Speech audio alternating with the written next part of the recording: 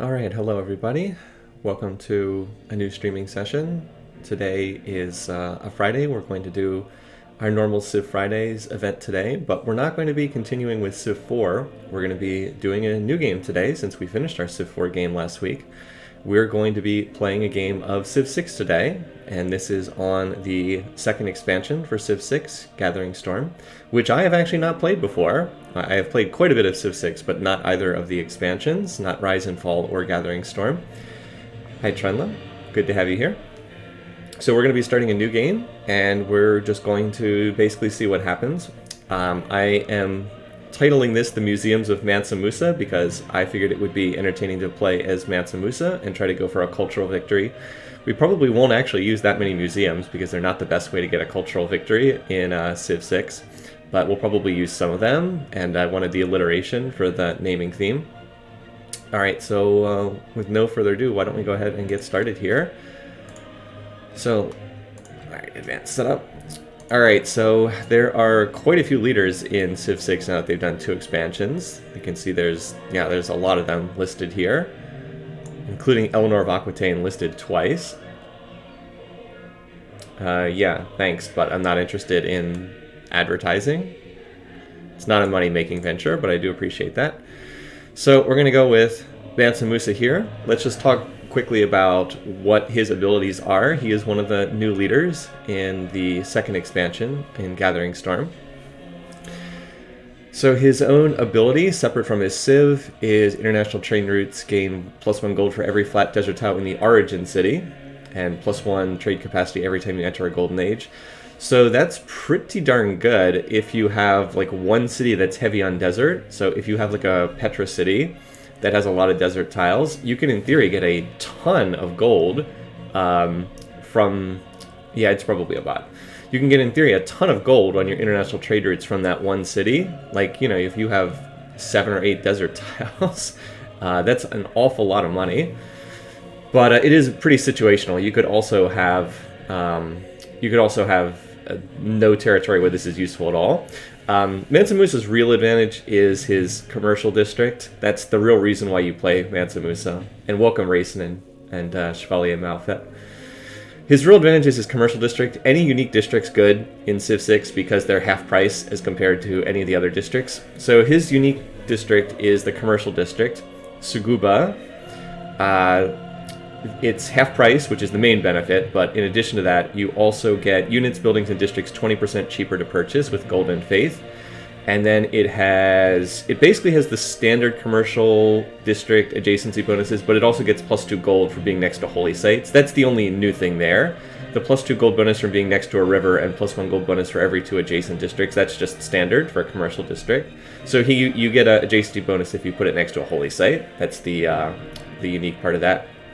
Alright, the other things on here. Songs of the Jelly. I hope I'm pronouncing that right, Jelly.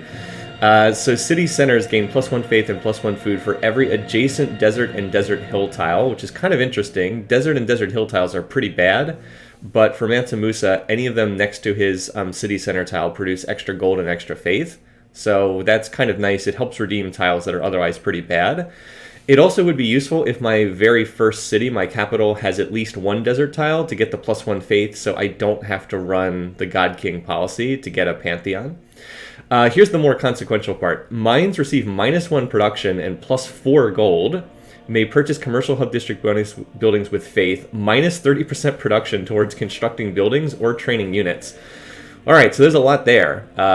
Mines receive -1 production and +4 gold. What this means is when you build a mine at the start of the game, when mines are only +1 production, the mine actually does nothing to change the production of the tile. All it does is add +4 gold. So that's a lot of gold in the beginning of the game to get +4 gold from a mine, but the downside is you get no extra production. So you can start to see what Mansa Musa's theme is. It's about generating lots and lots and lots of money. So you production's pretty important in Civ 6. Anything that gives you less production is a pretty big downside.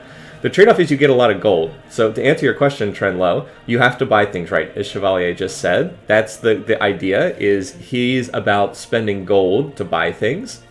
Because he gets discounts on purchasing. Like if you see, he gets cheaper purchasing of buildings, units, buildings, and districts are 20% cheaper to purchase. So the idea is you get a commercial district in every city. The commercial districts are cheaper than normal, and you purchase things with gold. It's kind of the idea. Can you still stack unit buy discounts? I don't think so, Burninator. I don't think there's that many unit buy discounts. And welcome, Nabuxo, too. So that's kind of the idea, is you have a pretty big production malus to building, for buildings or units. Fortunately, you don't have a malus towards building districts, which is nice. But yeah, you build lots of mines, you run trade routes, and you use gold to purchase things. So this is pretty powerful if you can set it up right. The idea with Mansa Musa is just get as much gold as you possibly can and go crazy with rush buying stuff. And of course it has kind of a snowball effect, because the more gold you get, the easier it is to purchase stuff that gives you more gold, etc, etc, etc. We have not had anyone play Mansa in one of our multiplayer games at Realms Beyond yet, so I'm kind of interested to see how this is going to work out. And then last, he has a unique unit that replaces the Knight, which I don't think is very good, honestly. There's a city-state that discounts? Okay, you're probably right. I'm not familiar with some of the new ones that they've added in the expansions. You've seen a video where someone managed to get a 100% unit discount. Yeah, I don't know if that's possible. Would that cost half price? I can't imagine you could be able to buy stuff for 0 gold.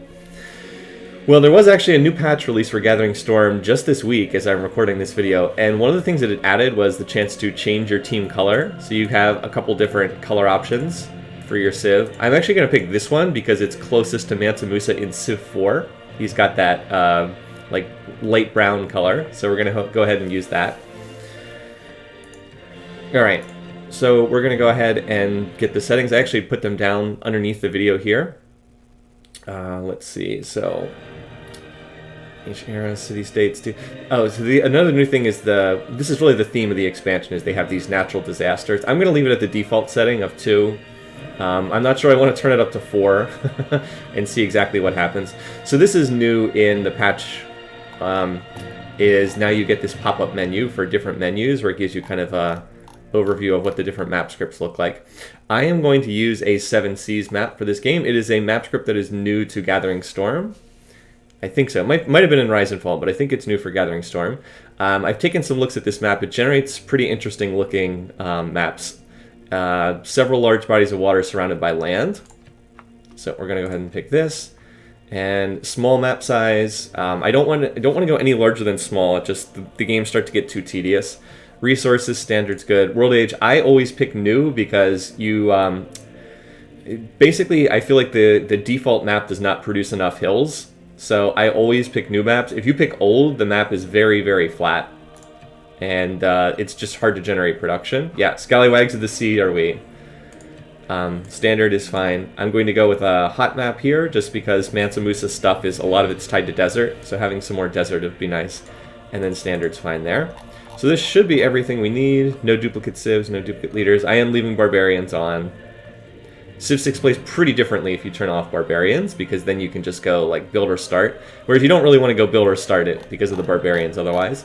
So we should be good. Let's go ahead and get started.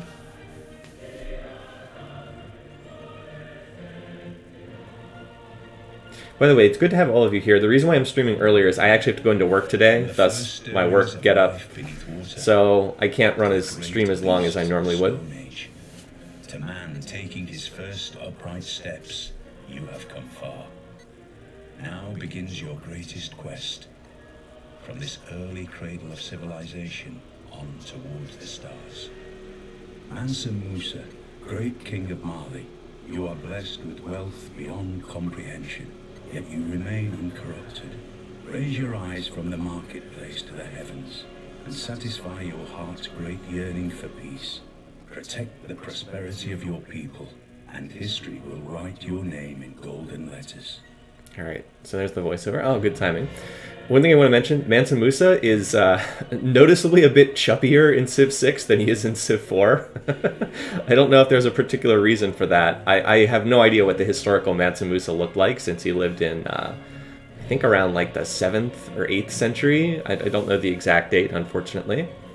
Also, Namuxo, I really like this music too. I love the theme for Civ 6. It's almost as good as the theme for Civ 4. Baba Yetu. Alright. let's go ahead and get started. Okay, so this is, let's see what we've got here. I wouldn't say this is a great starting position because there's no food bonuses here. Let's go ahead and move. All right, but I'm not seeing anything that would suggest moving somewhere further away.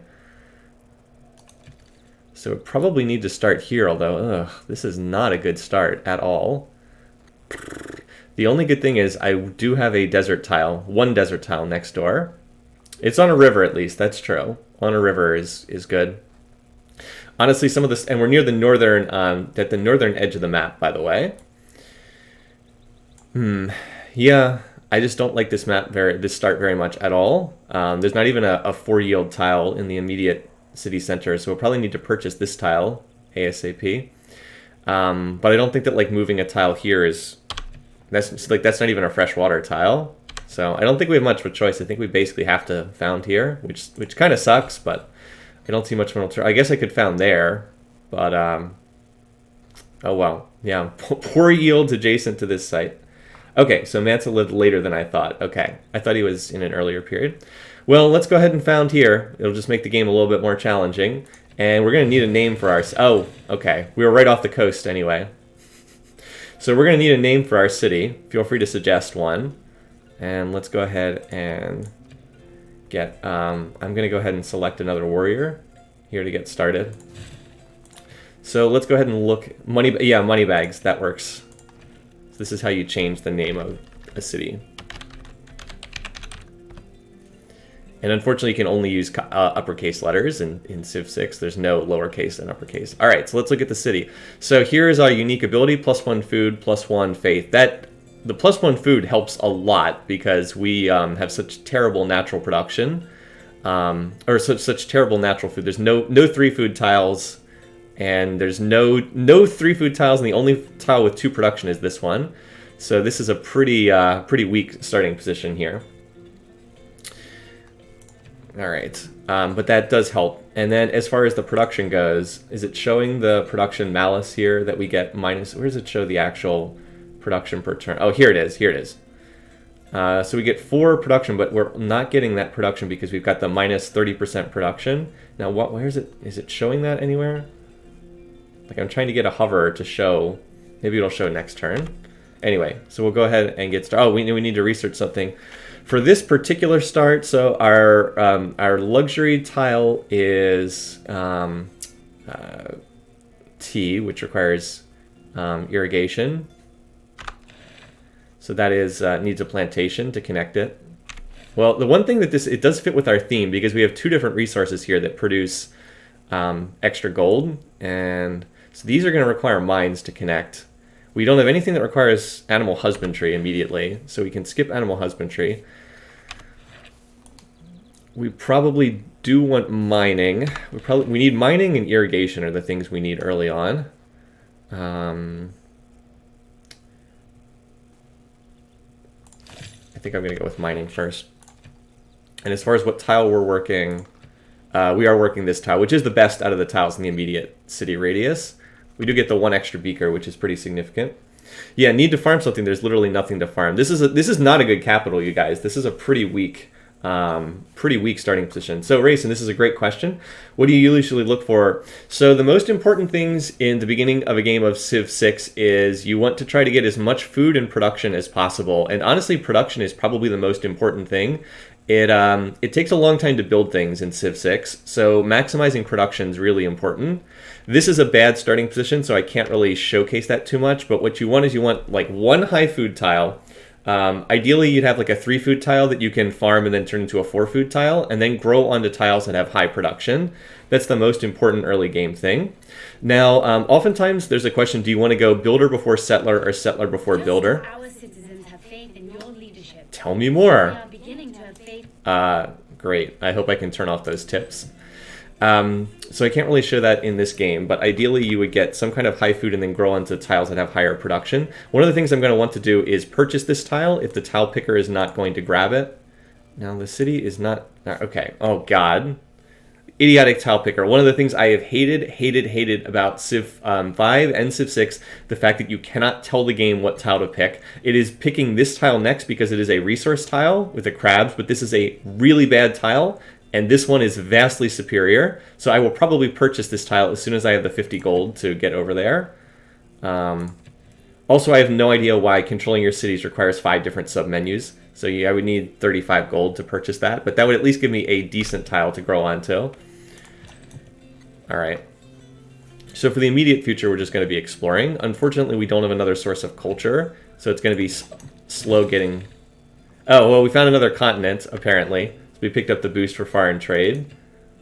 So if you want to see that, here's the continent menu. So there's more of the continent over there, where we found 2. That, I guess, is good. Yeah, so the question of builder or settler, it depends on your local area. Basically, go settler before builder if your local city has strong terrain, because then you don't need to improve it. But if your capital has weak terrain, you really need the builder first, and this definitely has weak terrain. So I'm probably going to have to go builder before settler in this game. Neat little mountain pass, yeah. It would seem we have finally tracked the Can I turn these off? plaguing these lands. There's got to be a way to turn this off.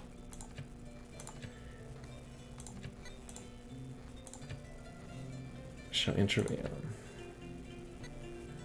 Does anyone know what that option is? I really don't need an advisor popping up every 5 seconds. You have found a barbarian camp. It's like, great, thanks. Yeah, I've been playing Civ for over 20 years. I think I can handle it.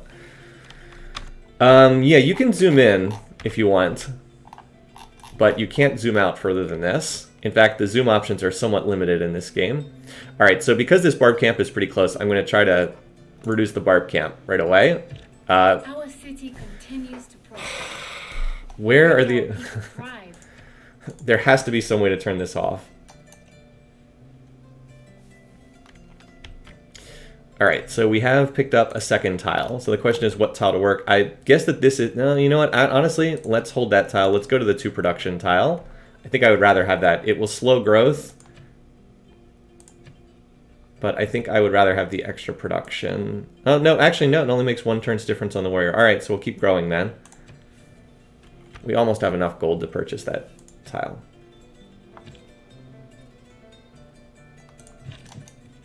It is best to use caution when moving. Oh my god.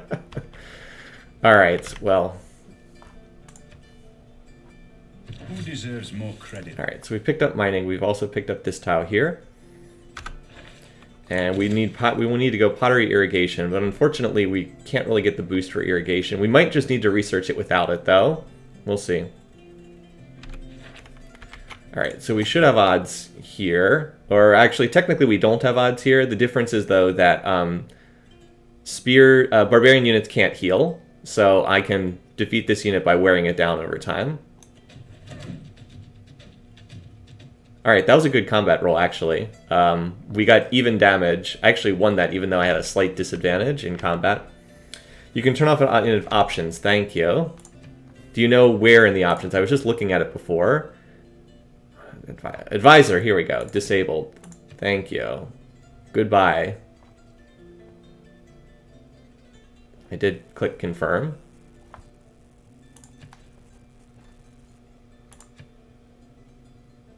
All right, good. I thought that confirm would take me back to the game menu, but it did not for some reason. Are crab tiles better? I mean, sure, anything that's gold is good for Mansa, but like you don't want to go crazy. Like you still do need to play the game in somewhat normal fashion. All right. So yeah, we're gonna... That was not as good of a roll, so we're gonna have to heal. Yeah, we got a much worse dice roll that time. But now we actually have enough money to be able to do this. Purchase tile. Yeah, the tile picker is just off in La La Land. We're going to purchase what is obviously the best tile. And eventually we'll probably purchase over to here too, because that's a good tile. If we mine this tile, it would be 1 production, or 1 food, 2 production, 1 beaker, 4 gold. That would be pretty darn good. All right, so now we can manage citizens, and now we can work these 2, which are clearly the 2 best tiles at the start. It is very worthwhile to spend gold to work better tiles, Like, let's just look at the production here, right? We're super early in the game. My total civ is 1 city. I have 1 production, 2 production, 3, 4. So my entire civ has 4 production. If I work this tile instead, my total civ has 3 production, and that takes me up to 4 production. So I've increased my entire production output of my civ by 25%. Very worth spending 50 gold to do that. So generally speaking, purchasing tiles is not a good use of money, but in the early game, it actually is a good use of money if you can get a better tile for your capital to work. So we will promote the next time we attack, but I don't want this unit to get too low. Hi, Jack. Welcome. And we are going to get Code of Laws soon, too, so I will probably heal until I can get into Discipline. The good news is I won't have to run God King policy. I can run Urban... what's the policy named? I can run Urban Planning instead. Hey, welcome, guys. A lot of you greeting. Oh, great. So now we... See, this is why I built a Warrior, is because you can see we've got a Barbarian coming from the other direction. So that's not good at all. This is why I was trying to dispel this camp over here. We'll definitely get back to that camp, and hopefully there are no horses there, because that would be not good. All right, so we've got another warrior, so let's see what we can do over here. Interesting. I'm surprised I was able to move across that river and still have another movement point left. Oh, okay, so here we go. We've got a food tile over here, but it's in the 3rd ring, unfortunately. Now, I wish I'd known that. If I'd known that, I would have moved across the river and settled on this tile, but I didn't have vision on it. Dang it, why couldn't that grassland, that rice be over here? This is good, though. I might need to purchase over to this tile. Now, this is where, again, it would be awesome if I could tell the city what tile to pick up. If I could tell it to grab this tile, I'd only have to buy 1 more. But this is good because this is a low food city. If it gets this, I can farm it for a 4 food tile, and then that will allow me to work these mines, because there's a lot of hills here, and that is one good thing about this city. There are a lot of hills. All right, so next up is probably a builder. Yeah, I'm a little surprised that I was able to move across the river. City gets a bridge, okay. All right, so we got one more turn. We'll continue being fortified for 1 more turn, and then we will go into Discipline, and then we'll attack them. That should be enough to clear the camp. We'll also get a promotion afterwards. I may have to run this warrior over here to the right to help deal with this, this barbarian. So the immediate question is, what would I improve with the builder? Well, I would definitely want to... ideally, I would farm this tile. I would mine this tile, because it's a resource tile, and that would give me the boost for wheel. And I would really want to ideally, I would farm this tile, get the boost for irrigation, connect one of these, probably put a plantation on this tile. Would be like farm, plantation, mine. That would be the idea. Oh wait, no, this is not a resource tile. It's just a geothermal. Okay. Interesting. So anyway, that's probably the plan. Unfortunately, I'm going to need to purchase quite a few tiles to make this work, which is not ideal at all. I thought clay must... It is not wisdom. All right, so we picked up pottery. Probably want to do half of irrigation, or 60%, because they stupidly changed the boost from 50% to 40% in the expansions. Actually, no, let's do animal husbandry first. It'll reveal horses as a resource, even though there's nothing for me to do immediately. I'm not going to try to finish irrigation, and there's an animal husbandry resource. All right, so we need to swap civics. So in the beginning of the game, you always have the same policy card choices. Survey is almost never worth running. The only reason you run this is if there's a game with no barbs. You definitely want this because there are a lot of barbarians. Civ 6 always has heavy barbarians in the early game. And the question between God King and Urban Planning, normally you need to run God King to get a Pantheon, but fortunately, because I am Mansa Musa and I have that +1 faith that I get free, I can run Urban Planning instead, which is a much better policy and is the one you want to run. All right, so now that we get the extra against barbarians, now look at if I hover here on the interface, I have +10, I have +5 advantage versus barbarians. +5 strength might not sound like a lot, but it actually makes a huge difference in this game. Every extra point of combat strength you get makes a really big difference. So we have a +7 result right now. At +7, I will do about 30% more damage and take about 30% less damage, something like that. At some point, chop the forest for your commercial hub. Yes, I think that's right. But I actually don't like chopping in the early game. See, this is yeah, right. As Chevalier said, not first builder. And thank you for the 25 faith. So unlike in Civ 4, where forest chops remain the same throughout the game, forest chops are start at 20 production. You get 30 once you research mathematics. In Civ 6, the forest chops continue to scale up as you go along the game. They have the same scaling formula as the districts use. Just like the districts get more expensive as the game goes on, so too do the forest chops yield more production. So there's no real need to chop them down early on. You can save them for later in the game. I agree that this is a pretty good spot for a commercial district, though, because it's next to the river. Similarly, this spot here is probably where we want a campus district. As far as the religious race goes, Mansa Musa actually gets quite a bit from faith, but this start is so weak, I don't think it's a good idea to opt into the great prophet race. So I probably will not found a religion, and I'll have to do another game just for that. All right, so with +7, I should do roughly 40 damage and take roughly 20 damage, somewhere around there. So if we get a good roll, we could take the camp this turn, but we'd need above average combat luck. All right, so note when I said 42 against 25, pretty close. And now we can definitely finish off that camp next turn. So that's good stuff. And I already moved this guy, didn't I? Oh yeah, we need to go for another civic. Whoops. All right, so good question. We probably want to go for craftsmanship, at least to get it close enough to be finished off. Foreign trade doesn't have a whole lot that we want in the early game. Like, maritime industries is an awesome policy, but it's not useful here. Caravanserai is not that great. Trade routes, join, okay, whatever. I haven't met anybody yet, so this stuff's not relevant. The main reason you go through foreign trade is so you can get to early empire, which is very important because it has plus 50% production towards settlers. Also unlocks your first governor. Of course, you can get it from state workforce too. But yeah, I think we'll go at least work on craftsmanship, and we definitely need to get the boost for this. With no early culture coming in, I can't afford to waste culture. So I will definitely need to get the boost for both of these.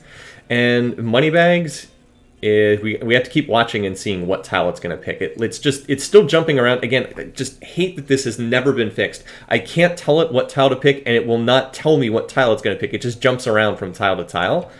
I would really love to get a monument in here, but I think I need to get some other stuff in place first. Unfortunately, because I have to purchase tiles because the starting terrain is so weak, I can't purchase a monument, which is often a really good use of gold in the early game. All right, so you go ahead and take the camp. 35 gold.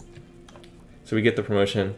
And we also get our first era score. So this is one of the things that the expansions have added is as you do different things, you get era score, and this affects whether you get a golden age or not. We also boosted military tradition. So let's see, can we purchase a tile? So like we could purchase this for 80 gold. Again, I really want this tile really badly. So I would love it if this tile would get picked, but it doesn't look like the tile picker wants that one. Purchasing a copper tile wouldn't be bad either. A copper tile would be a really strong tile to mine. It would be 1 food, 2 production, 6 gold with a mine on it. So that may be the play, is to purchase over to that tile. And of course, mining that tile would also give us the boost for wheel. AI sucks in this game. It's the biggest weakness of Civ 6. The AI does not know how to play the game. Oh, we found a hut. Maybe that'll give us something good. So for the moment... Oh, and what 3 tiles is the city working? Okay, so it's working the 3 best tiles, such as they are. These are not great tiles for a city, honestly, but working the best ones that it has. All right, so here's the barb camp. It's already produced, because the scout is over here, it's already produced a warrior. But on the plus side, it has not generated horses. So we might just need to fortify and let the barb warrior come to us. Also, one of my favorite things about the expansions is adding this. There's also a city-state here, by the way. We definitely need to try to meet the city-state. We will definitely be we'll definitely be the first ones to get that. All right, so I'm going to promote. You basically always want battle cry as the first promotion on melee units. It's just the best by a wide margin. And I also need to think about where I'm going to put my second city. Probably over here with this gypsum, which would be an awesome resource for Mansa Musa. Just thinking about where I would want to put the city. Again, it's a low food region, but I can get some extra food via Mansa's ability being next to desert. So this tile here, I can't ping the map like I could in Civ 4. This might not be the worst tile right here. I'd be able to work this tile, and I would actually get +2 food from having the desert in the starting ring. And then I'd be able to grow onto the deer tile, which is by far the best tile in this area. Yep, that's the biggest reason why I prefer this game over... Alright, yep, here we go. So unfortunately, as much as I want to go meet that city-state, I don't know that I can, because I'm going to have to... I want to block this choke point against the barb camp, which of course has spawned at this early date when I couldn't do anything about it. You, though, are healthy enough that I can move out and try to find... Oh yeah, now we get land. Why didn't I start here? This is much better land. Let's see if we can spot anything on settler vision. Nope. You can spot if there's like a city-state in the fog by turning on the settler vision. So I've fortified here on this tile. So I should win this combat if he attacks me. Yeah. See that? Much better. And of course I healed... so he did 13 damage, and I healed back 10 of that. So I'm just going to stay there, and hopefully this guy will suicide against me.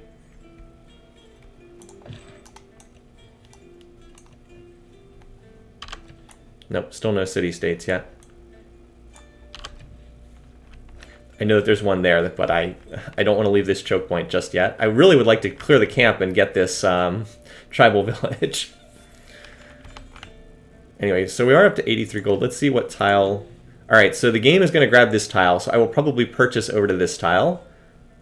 Or after it grabs this tile. I think the goal is we'll have to grab the copper, and then I can mine the copper tile.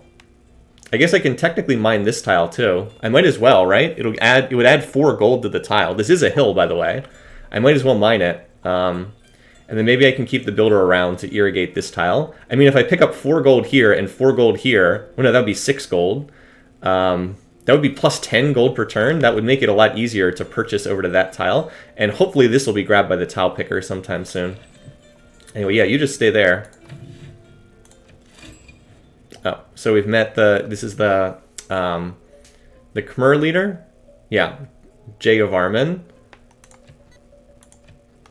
Where did we meet him? So we get the raiding Eureka. Oh, we met him over there. Oh, he's close. Okay. Alright. That's interesting. So there's a real incentive to try to get over here and settle a city before he takes the land. This is, honestly, considering the size of this map script, this is quite close for an enemy leader to pop up. Meanwhile, we've got a full-fledged barb flare-up over here, and thank goodness I was able to get to this choke point and protect it. Otherwise, you know, I've already killed 1 warrior, and now there's 2 more coming in.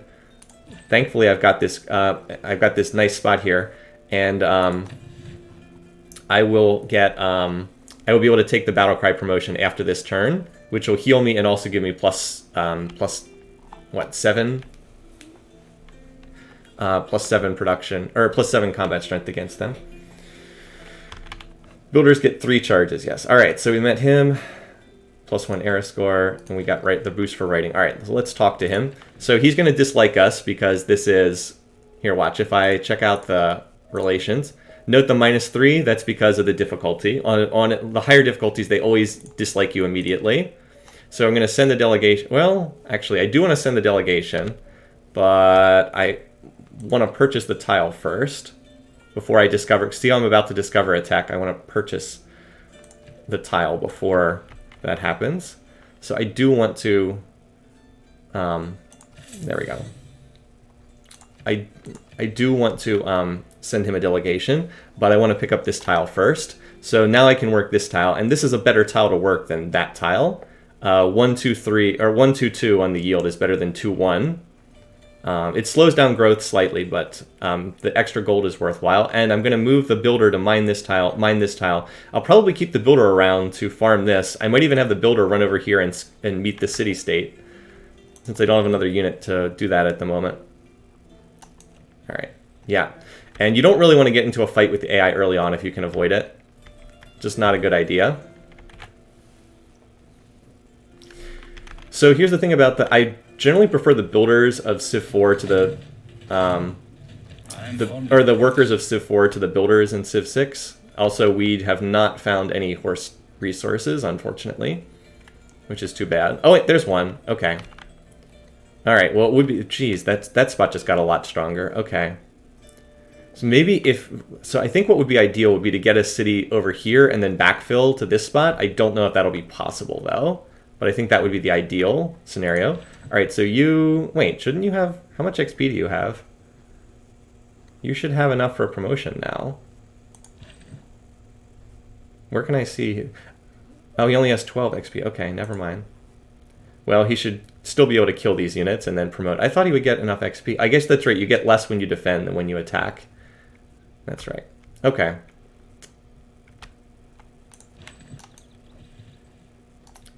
Stupid Civ 6 movement rules won't let me move on to that tile. All right, so the second city, this guy's second city is over here. I can send him a delegation in 2 more turns. All right, so now let's go towards irrigation. And we're going to try not to finish that because we can still farm that rice tile. I don't know why it keeps prompting me. I want to just keep that unit fortified.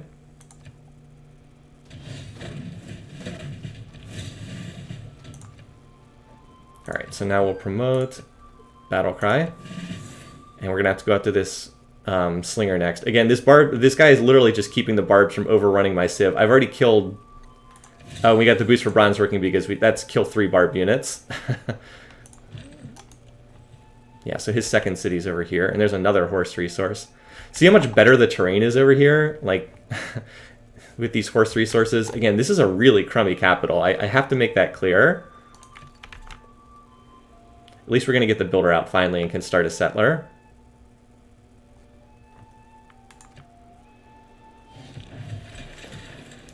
And another slinger pops up. At least we can almost one-shot this unit. 61 against 12. The barbs can be really dumb in the early game. All right, so we're going to go settler now. Note that unlike in Civ 4, you do grow while building a settler in this game. Let's dial him up. Send him a delegation. Oh, he won't accept it. See, that's the one thing. Sometimes they just won't accept it. Maybe I should have sent in the delegation on the very first turn, because sometimes you can do it on the first turn. So he looks like he wants to be hostile. That's great. We're like stuck in a box with this guy. So as much as I'd like this to be a cultural game, we might end up getting stuck. Yeah, so now the game wants this tile. It does not want this tile, which is just awesome.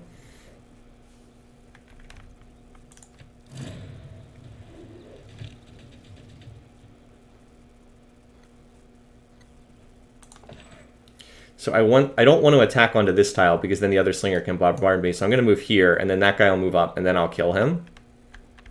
And that's the plan, at least. Someone's already built the Great Bath. Okay. All right, so let's finally start using our ability. Wait, I can't mine. Oh my god, I forgot. Oh, Civ 6 is so dumb. It won't let me mine this tile because it's a T tile. You're supposed to irrigate this, so you can't mine it. God, I hate this game sometimes. It's like you can only irrigate it because it's a resource tile. So dumb. I forgot that the game does not let you do that. Yep, I think you're right. I think I should have got to have a plantation. God, that's so ridiculous. Like, mining this tile would clearly be the way to go right now. Some of the stuff about this game can be really dumb. Anyway. Civ 4 doesn't stop you from putting the wrong improvement on a tile if that's what you want. I mean, so I can mine this tile. I guess I could mine this tile too, but that's not a very good tile. I just hate the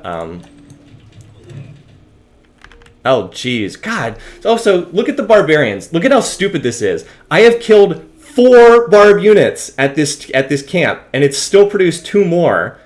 We're up to 6 barb units in the first 20 turns. It's ridiculous. Unfortunately, it spawned another warrior. It's like, that's not enough? You've already spawned 3. That's your 4th one, plus 2 slingers. Like, come on. It's ridiculous.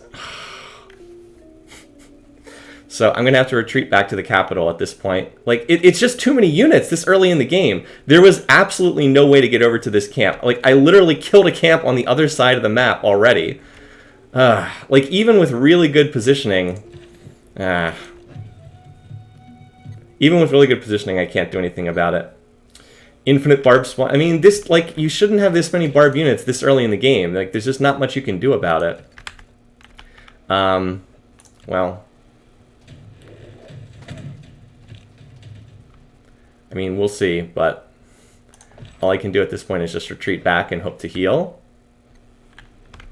So at least we can do this. At least we can build the mine. So as mentioned, we do not get any extra production, but we do get a lot of gold. So now we've got more money coming in. And it's just about time to switch off irrigation and craftsmanship. In fact, now's probably the best time to do that. All right, well, let me see what's the next thing that I want in terms of research. That would give me a better unit, but I don't think I need that. I'm not going to build an early encampment district. Writing might not be the worst thing just to unlock that district. And then as far as civics go, we're just going to work on foreign trade. We'll come back to craftsmanship after we've improved 3 tiles. Shoot, I don't really have a 3rd tile to improve, though.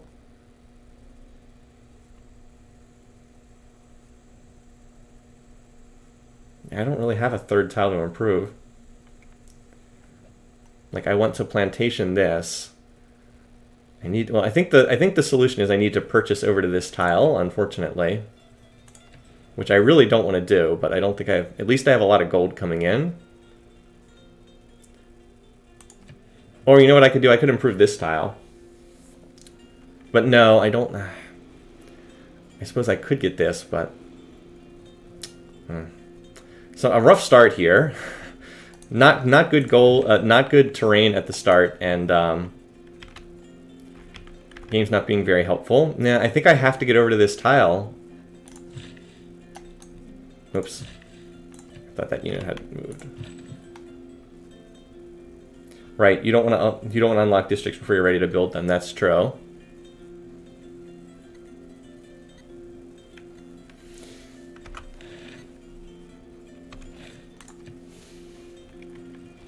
All right, well, at least it's the warrior and not the slinger on that tile. Okay, I'm going to try to meet this city-state.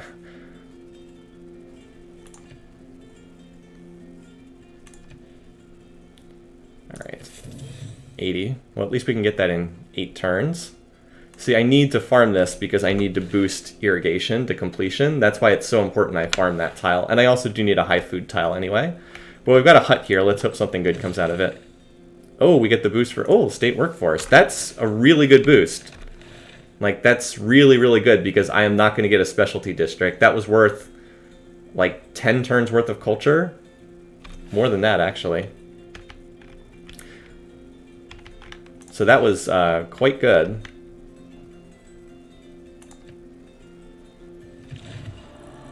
Alright, and we can choose our pantheon. Alright, so let's see what we want. I actually have not been thinking about this. Let's see what options we have. I don't think we want Dance of the Aurora, Desert Folklore. River Goddess, no.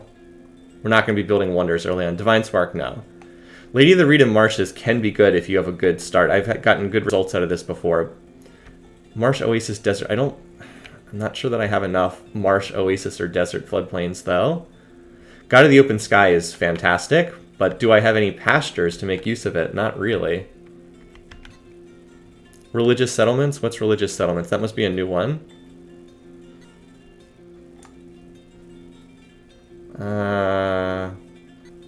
Oh, receive a settler. Jesus. Okay, yeah, that's great. That is fantastic. Why did they put this in the game? This is so much better than, like, everything else. This can be pretty good, too. Earth Goddess, +2 faith. But, like, with this slow start, that feels like that's really needed. Where's the appeal tile? The +2 faith from tiles with breathtaking appeal can be good, but I don't have a lot of tiles with breathtaking appeal. They got rid of Harvest and replaced it with that. Okay. They got rid of Goddess of the... Well, Goddess of the Harvest was 100% broken and should not have been in the game. Yeah, I can't see anything better than getting a freaking free settler. And it even gives, what, faster... Border expansion 15% faster. That's pretty good, too. Like, the border expansion rate 15% faster was decent on its own. Yeah, this is definitely the way to go. Give me that free settler. Now, I know that it does scale up the cost. Like, it's not totally free. It does scale up the cost of the next settler. But we want 2 cities in this area. So I think I'm totally happy to continue to keep the capital on settler here. We just need to get over there. Looks like there's no fast way to do that, unfortunately. Hopefully there are no barbs in this area. I'm going to have to send this unit somewhat blind. Well, I can bring this guy back to help escort. And I want to settle somewhere in here. Again, like I said, I'd like the first city to be by these horses and then backfill over to here. That would be the kind of the ideal at the moment. You need to skedaddle back into Moneybags to heal. Near the Mesoges, opposite Laodicea, is Hierapolis, where are hot springs and a plutonium, both of which have some singular properties. The water of the springs is so easily consolidated and becomes stone that if it is conducted through watercourses, dams are formed consisting of a single piece of stone. All right, so we found a natural wonder. Interesting. So we got the Pantheon, and we also get first discovery of a natural wonder. So what are we at era score at the moment? Here it is, down here, 8 out of 11. So we should be able to avoid a Dark Age. I don't know if we'll be able to get the Golden Age. Let's see if this guy is more willing to talk. I don't have 25 gold at the moment. Yeah, he's never going to agree to that. Could we make a deal? So there's his second city. On Immortal, they start with 2 settlers. Anyway, so here's the wonder. Again, I'm trying to get rid of that city-state. And it'll also conveniently put me near this tile to improve it. Of course, there's a barbed warrior running over here, so I might have to retreat. And then we need 80 gold to purchase that tile. Fortunately, it is nice to have this much income coming in. All right, so I think I moved everything. Yeah, natural wonder boosts astrology. Yeah. All right, well that barb stayed away for the moment. Most of the natural wonders give provide some kind of yield boost. An additional amenity of next to an entertainment complex. This is a pretty crummy natural wonder. Like a lot of them give huge boost to tiles that are in the area. All right. At least settlers have the supervision. Like they can see a really long way away in this game. Oh, that's not good. I can't move through that unit, unlike in Civ 4. So if this guy moves through this pass, I can't pass through it with my settler, because this game is silly in that way. All right, so you heal. He'll heal faster for being in the capital. Where is Pamukal? I am not familiar with this natural... You know, it looks very similar to something I saw in Yellowstone, like these salt kind of pools. Okay. That guy seems to have moved out of the way. I'd love to move to that tile, but instead I'll just wait here and heal for the turn. There we go, we've met Geneva. Okay. What type of city-state is this? Science. Oh, that's good. I can use more beakers. Scientific city-states are nice. What's their unique ability? Oh, 15% science when you're not at war with any civilization. That's good. Yeah, they're one of the better city-states. Nice. Northwestern Turkey. It's near Pergamum. Okay, I know where Pergamum is. Alrighty. Wish I'd discovered this a little bit sooner, but that's not bad at all. And Eureka from Masonry is doable. That would get me a second envoy. Masonry, build a quarry. Okay, well, I don't have the resource for that at the moment, but I should be able to do that. That's a pretty doable boost.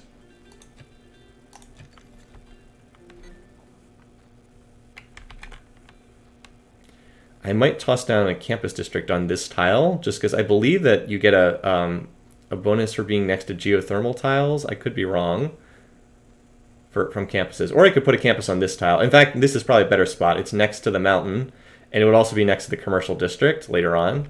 So that's probably the spot to do that. Where are the pin options? Here we go. These pin options are pretty nice that they've added to the game. Is the gypsum out there, Quarry? Good question. I think it's mine.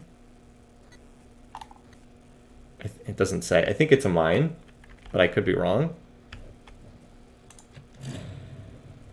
Yeah, so that's why we weren't going for Stonehenge.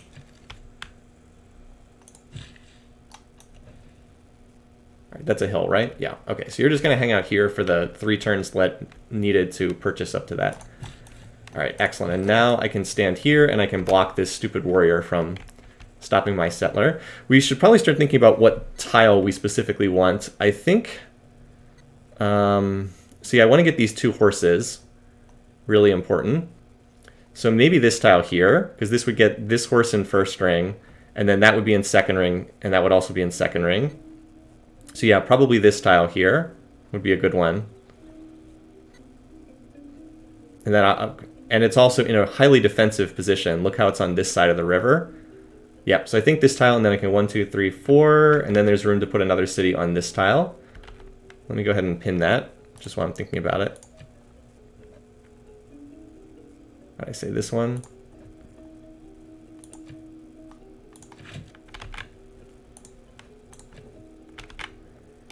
And I think this one I said. All right. Hi, not spam bot. Okay, so things are looking up a little bit from before. I'm still not sure that I'm going to be on great terms with Mr. J. Yavarman. You can rename units if they get to a certain promotion level. I have not been to Pergamum. I have not been to Turkey or Greece. Writing is easy. Would love to visit either country, but I have not gotten to that part of the world just yet. All right. Oh, hey, Frederick. The most overpowered civ when the game first came out. The Hansas were ridiculously overpowered. Okay. Oh, he's down here. Okay. So he's not that far away either. Let's see what we can find out about him. So we could send the delegation to him. But again, I really want to... Oh, geez, -7? Okay, well, we're not going to be friends with him, so I'm not even going to bother. All right, so he already has 2 cities? Wait. Is Berlin not his capital? No, Aachen's his capital, that's right. So he already has 3 cities, and he's picked up a relic, the Holy Grail.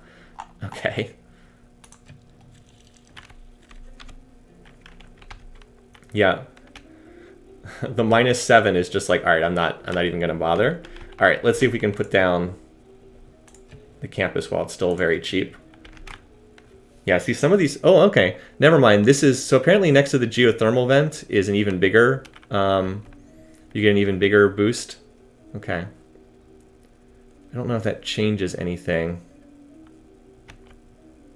Well, this tile's pretty crummy, so it's probably better just to put it on this... Probably just better to get the +2 and put it on this tile from being next to the geothermal vent.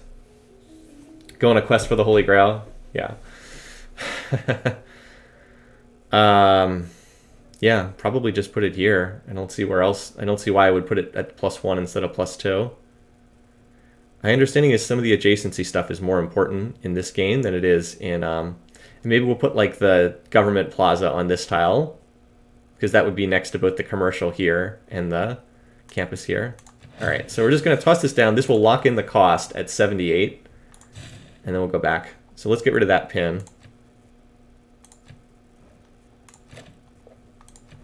So now I've got the commercial district down, and now we need to research something else. I do not want to unlock holy sites. I really want to finish irrigation, but that's no good. Maybe we want to... I don't know. I don't want to finish archery. I'd rather be able to build slingers, which are cheap, and then upgrade them into archers later.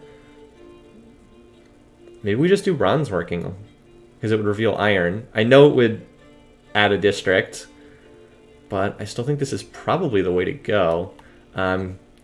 We also need to unlock... I guess we can now do currency. Well, this is probably the way to go, because we really want our unique district. That's where much of the power for Mali is.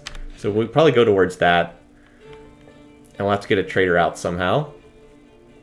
Alright, just a couple more turns until I can farm this tile. I really do not like having to sink this much money into tile purchases. It's quite wasteful to do that, but not much I can do about it.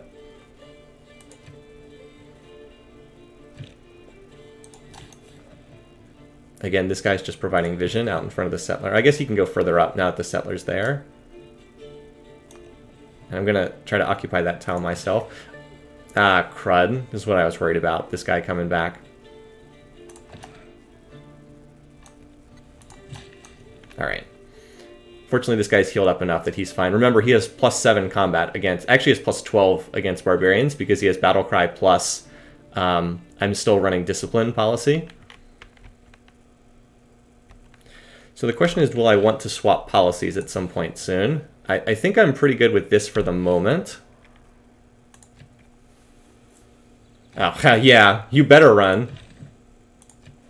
So, river flooded. Alright, so there's now a third Khmer city up here. That's new. So this is one of the disaster things. 3 tiles gain fertility. Hard to see which ones. Looks like this tile might have gained fertility. So we're one... Alright, I will just continue to heal this guy. And you...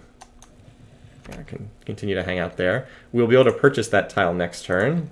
God, I could be so much further ahead in this game if I hadn't had to waste so much money on tile purchases, because all of my good tiles were in the third ring. Like, literally every good tile is in the third ring here. Like I said, just unfortunate that. I also hate the movement in this game. Like, the fact that I can't just move here on this turn, I have to move here, and then I can't move into this tile because I don't have full movement points is really annoying. But what are you going to do? Alright. So let's do this. Alright. Purchase tile. There we go. Farm. No, don't harvest. Farm. Alright, now we get the boost for irrigation. Now we will finish irrigation. Now we can have this city finally now as a high food tile. Now we've got, well, 3 decent-ish tiles to work. Yeah, so that's looking pretty good there. And now you come over here to protect this guy. Also, so we got that boost. We'll finish irrigation. I'm actually going to improve this tile, plantation this tile, because it's a better tile than that one. It's just got an extra point of production, so why not work the better tile? And it's not clear what tile the city's going to grab next. Apparently they can't make up its mind. I already moved this unit? No, there we go. Alright, so we're almost ready to get this. By the way, we're going to need a name for this city, which we'll be able to plant in just a couple more turns. And then this settler, as we mentioned, is going to go here, and then that will help quite a bit. We'll probably look to do a district after that. The loyalty on the tile you want is really bad. Is that an issue? Is that an issue now in this game?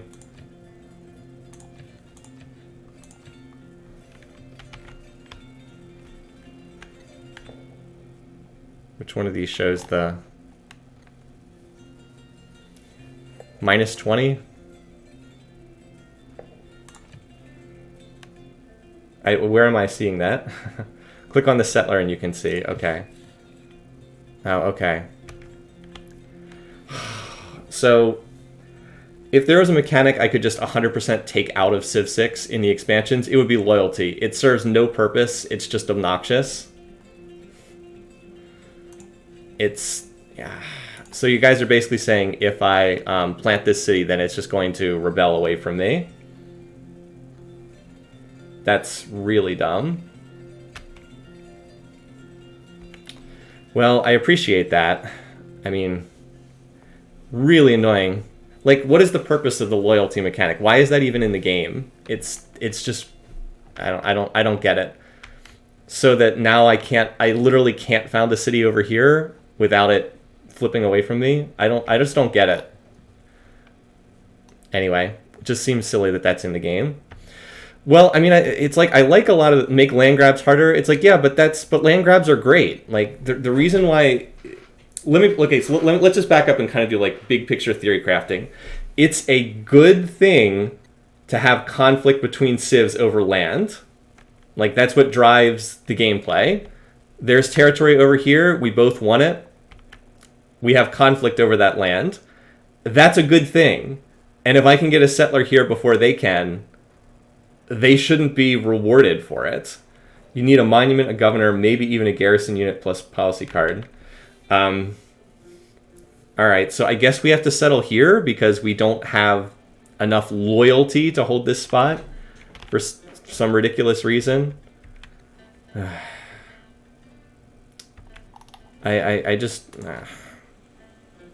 I mean, I'm glad that you guys pointed that out, but it's kind of a bummer.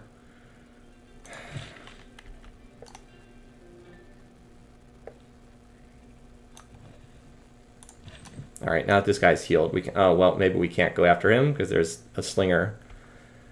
So this tile is like outside the loyalty range. All right, boy, this start has not gone the way I wanted. This has been a really rough start from the terrain, and it's just felt like things are. Yeah, out of the opinion, it should be hard to build empires in an empire building game. Most players probably have annoying AI forward settles to them. Yep, exactly. Supply lines between overextended land. Right. It's like, the thing is, if I can settle this spot, if I can defend it, I should be able to hold it. The issue should be, this is really far away. It should be hard to defend this city. But if I can defend it, it should be mine. There shouldn't be some wacky mechanic that just says, nope, can't settle there. Too close to the enemy civ. Can't settle close to an enemy civ. Anyway, I'm sorry. I don't mean to like turn this into a big gripe session, but I'm pretty annoyed by this. Because the whole point of getting over here was, like, my starting position is garbage, okay? This land is terrible. It's all mountains and desert, and there's, like, no food bonuses anywhere nearby except this one rice tile. And there's 50,000 barbarians in the other direction. And the one place I can finally get to some decent land, it's like, nope, can't settle there. Not enough loyalty. Well, I haven't had time to build more units yet either, so... All right, maybe we'll finally be able to get rid of these barbarians. No, I don't want a pin. All right, so you guys had a name suggestion for this earlier.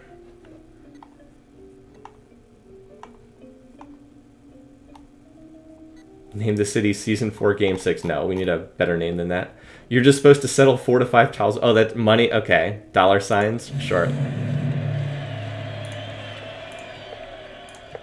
Was that even a legal name? Yep, apparently it is. All right, so I'm just going to call this city dollar signs. Okay, so what I really want here would be to purchase a monument. That would be probably the best thing I could build here.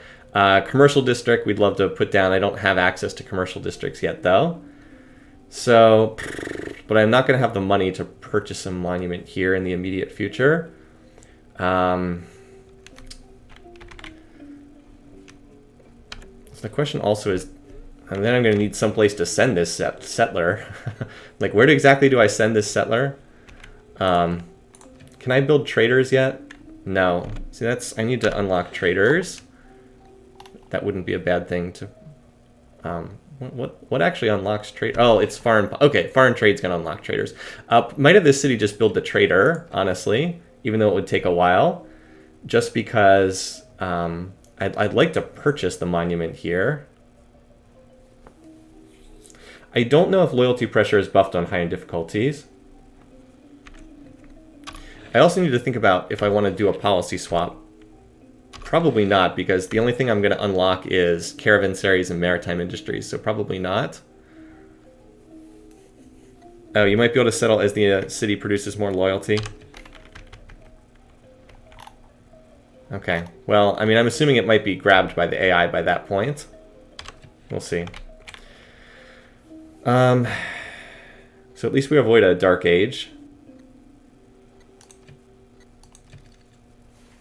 Calculated from surrounding population, right? Okay, so it's how much population's in the area.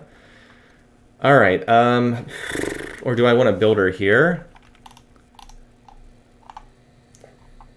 You know what? I think I want to build her here because mines on these tiles would be really good. Like a mine on this would be quite good. And I could technically camp that and maybe even toss down another mine just to get more money. So builder, I guess. And I might go into Ilkham. Dark Ages have powerful policy cards. Normal Ages are kind of the worst. Okay. Like, no, Dark Ages are great. I was like, oh, okay. That's counterintuitive. Well, anyway, the AI is not always the best at settling in this game. We really do need to explore the map more. I just have been stuck with barbarians. In fact, the capital probably needs to do a trade route because I want currency. I want to boost currency. And it would also be useful for this city to have a trade route.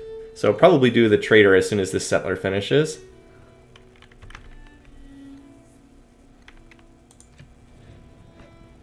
So he's mad because I don't have religion. That's the positive aspect of Okay, I can't attack that unit, so let's attack this one.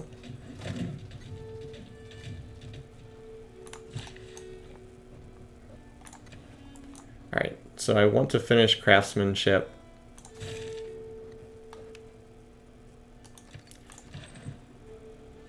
So at this point I'm just exploring. Again, the land is so much better over here, it's not even funny. You have an extra happy district in the water park? Okay, great. Water parks. That definitely needed to be in Civ. So I've crippled these barbarian units. Interestingly enough, they were kind of running away from me. I still do not know where I'm going to send this settler, though. Like, where do I put this settler? The only good spot is over here. And the loyalty says I can't do that. Absurd mechanic. I don't... Okay. Is there any way I can settle this city because it's so much better than anything else in the area? Like, if I rush purchased a monument in there, would that do it? Would that, like, allow me to hold that spot? Does anyone know? Can I pick a governor that would, like, allow me to hold that spot? I know that the loyalty governor is, like, one of the weakest ones, but can I potential... Monument's not enough? Okay. Who's the... Doesn't one of these people provide more loyalty? An advisor and then monument. Which one of the... Or does it not matter? Any governor is much better? Okay. Well, I should probably have access to a governor by that point, I hope. Because I can go on to state work. Well, state workforce is going to take a while.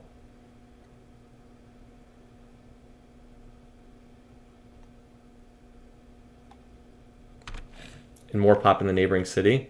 Because it's going to take, what, like 10 turns to get over there? I think it's still worthwhile to... It's probably still worthwhile to do it. Alright. There's literally nowhere else to send this. Garrison unit. Garrison unit. Rush by monument.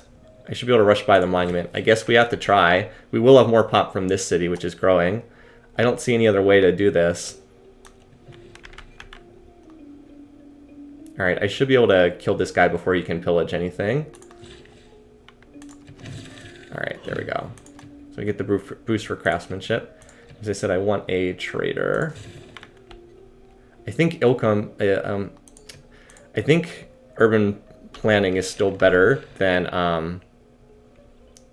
Ilkham at the moment. Because this city's production is low enough that getting +1 production is about the same. Yeah, there's that minus 30% towards units. So I think it's better to stay in urban planning than go to Ilkham. And I don't think I need a Goj at the moment because I'm not building military units. In the city baby rage. I don't know what that means, but okay. We're going to give it a try. We're saving towards a rush purchased monument in that city. I don't know if does a trade route help at all with loyalty? Yep, there's flooding over there. Major flood. Okay. Without craftsmanship, Well, this is nice. That tile got a lot better. That'll definitely be the first tile we pick. By the way, notice how long it takes for borders to expand if you don't get some kind of culture into the city. Name it Mint. I like that suggestion. All right, so we're going for state workforce. And we can finally kill this guy. We're going to have to go heal after that, though. So, 6 tiles gain fertility. Yeah, that's going to be an awfully nice tile. So I definitely want to mine this, farm that, and then mine another tile. Probably mine this one. One of these tiles. Yeah, this is going to be a rich city. You know, this would be an awesome city for Petra. Oh, I guess I could potentially, and I'm going to have to grab the camp. Well, I might rather have another mine. We'll see. I'll figure it out. More great terrain down here that I can't make use of. We should have almost enough to purchase the monument by the time this guy gets over there. And a purchased monument would be really big. It would double my culture right now. Get me to state workforce faster. Oh, it goes away after a couple turns? Ah, I didn't realize it went away. So I don't know if there's anything to the north. It's probably just tundra. I really would like to get a unit up there to explore in time. Oh, I forgot I lost a pop point. Forgot that I lost a pop point. Well, anyway. At least we now have the positive happiness.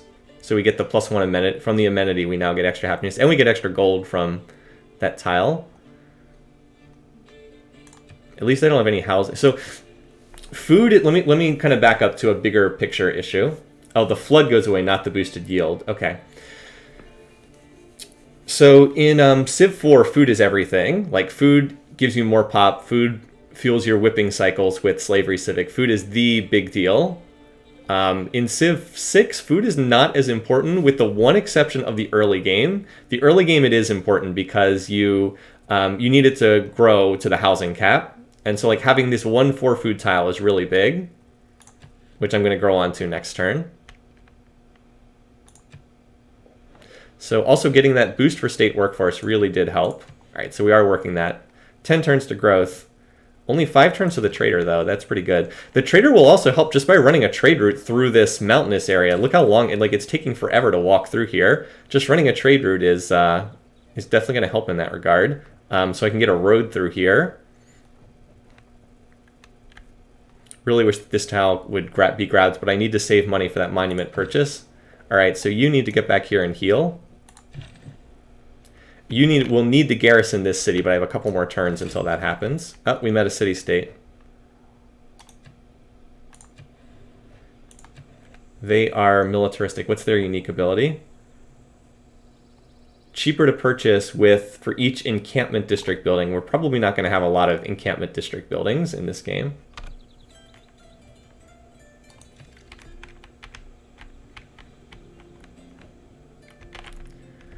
So as far as how this game's going, I would say the game's going rather poor, but I was not dealt a great starting position here. They're the discount one? Okay. Ancient Era ends in 10 turns. Well, I doubt I'm going to be able to get a Golden Age. So they're the one. But it says it's only for... Hold on, where's the city-state menu? But it's only for encampment district buildings. We're set up for 100... Oh, we can have 100% unit discount. Does that mean you can purchase free... Does that mean you can get units for free if you get all of the encampment district buildings? Is that right? Because that sounds really broken. Interesting. Well, we'll keep that in mind in the back of our head for later on. Yep, so you can get free build. So you can get free, completely free. Okay. That seems wrong. Free units. Just buy a free unit every turn.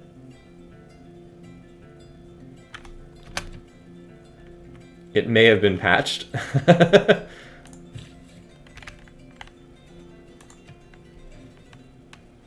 So he likes the fact that I do not have any city-state alliances. He hates city-states. By the way, I should check on what's happening in terms of great people. So Khmer is going for a religion, which is not surprising, since a lot of their religious... Look, all right, so if you're wondering why I didn't go for a religion, this is why. The AI is obsessed with religion. Or at least some of them are. Like, Germany gets no particular religious abilities, and they are still getting 3 great... Look at all this. I was never going to get a religion unless I really invested in it. And with terrain this weak, there's no way I could invest in it. No one's gone for any of the other great persons types, though. Also, this is the best early great merchant, is Crassus. I should end up getting a lot of great merchants because of my Mali ability. Also, I've been on currency 1 turn too long, because I'm going to get that when I run the trade route. Okay. What's next? I'm trying to think what I want next. I mean, apprenticeship will be one of the next big things to get, but that's super expensive and far off. Sailing, we don't have a city on the coast. It might be worthwhile to pick that up at some point soon anyway. Archery will probably be needed soonish. I don't have any slingers, though. Masonry... Probably bronze working. Revealing iron is helpful. I heard that they buffed the admirals in this patch. Chevalier, that would have been good for you in our in the game where you played England and got all the great admirals. Anyways, that's about as far as I can go. I need to come back now to provide a defender for this city for loyalty purposes, as already mentioned. They love warrior monks for some reason. Warrior monks seem pretty terrible. Alright, you just keep healing. Again, maybe I can finally clear this barb camp when this unit's healed up to full. This guy has killed 6 barbarian units. It's too bad that XP is... Oh, he's still getting XP. I thought you could only get the first promotion from barbs. I guess you can get the second. Anyway, let me just check in on money bags. It's working all of its improved tiles and this one. It's apparently going to grab this tile next. I'd love to chop this forest, but I might just place the commercial district without getting the chop. We'll see. Yeah, that looks about right. I mean, that's not an ideal tile, but it gets the builder out faster, and that's pretty good. What's that loyalty lens looking like? All right, so this is not as bad. -8, minus 18. You know, we could go here for only -10. Would that be worth doing? What if I planted here instead? It's a noticeably weaker site because it's got a lot more desert. But it still has, you know what, maybe if we go here just for loyalty purposes, that would be a lot easier to defend, it looks like. I really want this tile, though. I don't know, we'll see. 6 turns to rebellion. I mean, -10 is a lot better than -18. Yeah.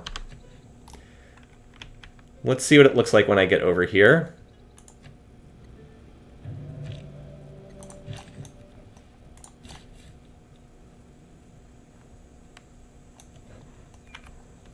Like, we're not that far away from getting the first governor. Monument gets you even longer. Because I'm planning to put a governor and rush... I'm going to rush by a monument as soon as I get there. Monuments are not that expensive. How much are they to purchase? Monuments are 240. I mean, I should be close to that by the time I get there. 6 turns to rebellion would be a good name for a punk band. Seriously. Or the city. We've had a couple good names. Mint was suggested too. Also a good name. Pop is growing too. Oh, great. Now we've got a new barb camp up here we get to deal with. So there's a barb camp up here in the tundra. Awesome. All right, so we finished that. Next thing to build... It's a good question. There's not another good city site immediately apparent. You think it can hold the -9? Not as confident about the other one. Now, here's a good question about what to build next. Monument is pretty tempting because I really would like to improve my culture. Because like I could go Monument and then potentially Government Plaza. I'd like to get another settler, but I don't have another good spot yet. And then there is also the Barbarians to worry about. More units.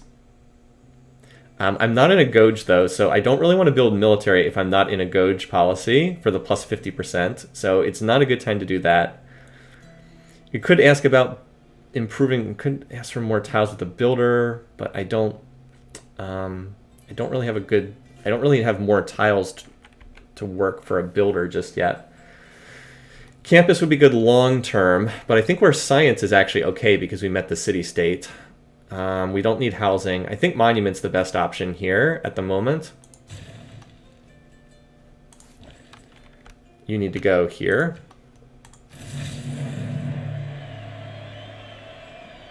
Wealth consists. Actually, you know what the better option is? Instead of monument, let's just do the commercial district. It is a 4-turn build. Yeah, Mansa. This is the power of Mansa Musa. A 6-turn build. Jesus. This is the tile here because it's just a river tile with nothing on it.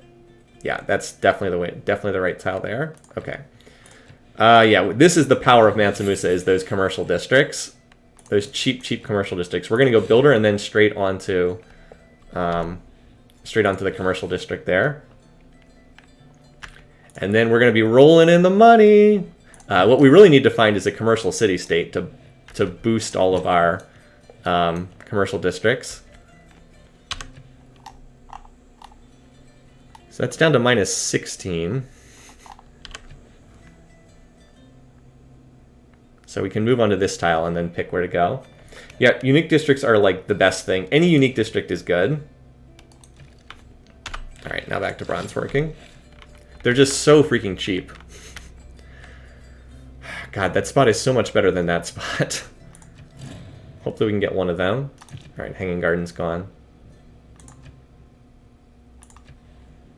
Yes, kill the barbs up there. 5 tiles gain fertility.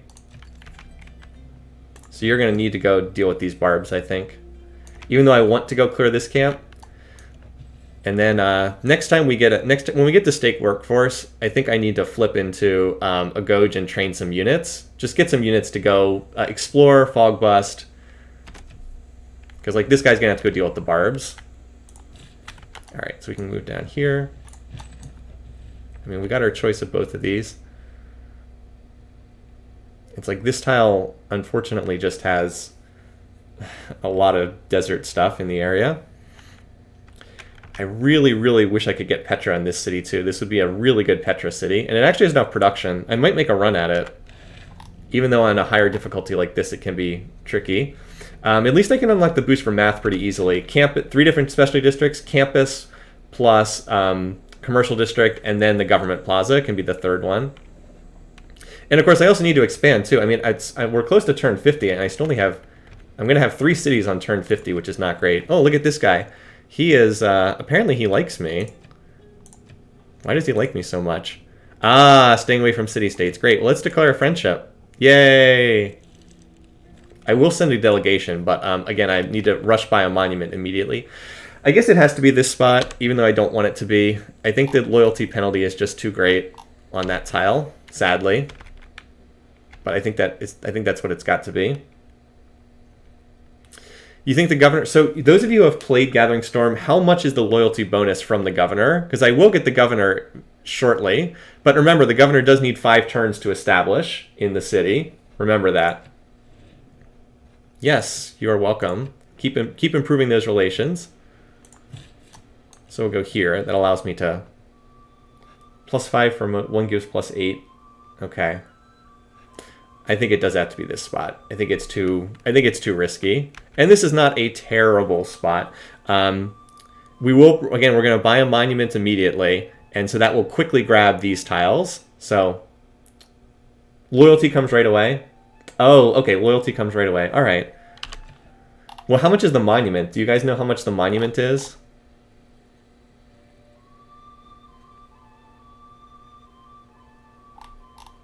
I think it's still too much. I think it's still too much, though. Especially because I can set up on this tile. Oh, well. I think we still have to go on that tile.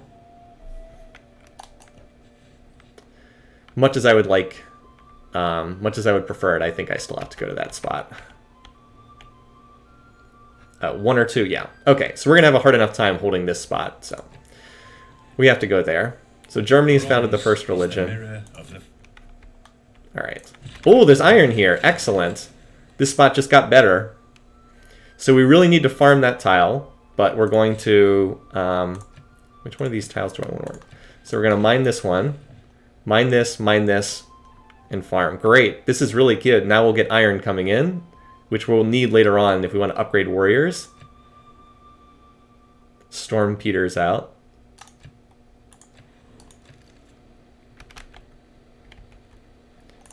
All right. Oh. They're getting ready to settle themselves. 1, 2, 3. Oh, but please do not settle that spot. I swear to God, if he settles this spot one turn before me and makes this an illegal city spot, I'm going to be so mad. If he literally settles one turn before me after walking across the entire map. I still don't even have a pasture for horseback riding. Oh my God, this is tense. It wouldn't be funny at all.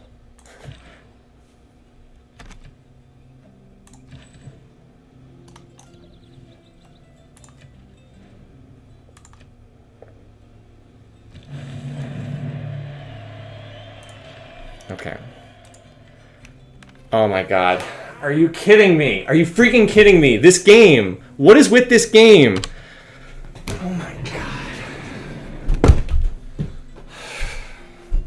One turn? Are you kidding me? One turn?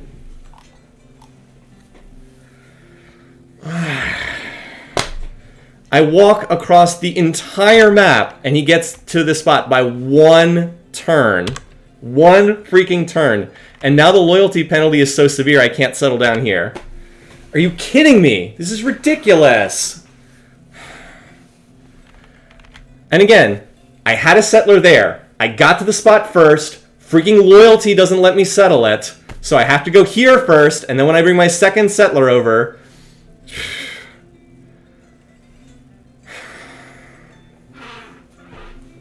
This is just so dumb. I swear to God. Like, everything is... Sorry, I don't like being angry on stream. I try to be positive, but this is really, really ridiculous. So we actually did put a quarry. So you guys were right. It was quarry. So bad. I'm just like... Everything about my game was trying to get a city over to this spot. And I couldn't settle because of loyalty. And then I walked a settler all the way over here.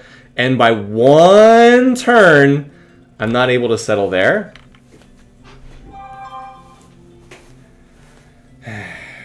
Well, I don't like just abandoning games because things aren't going well.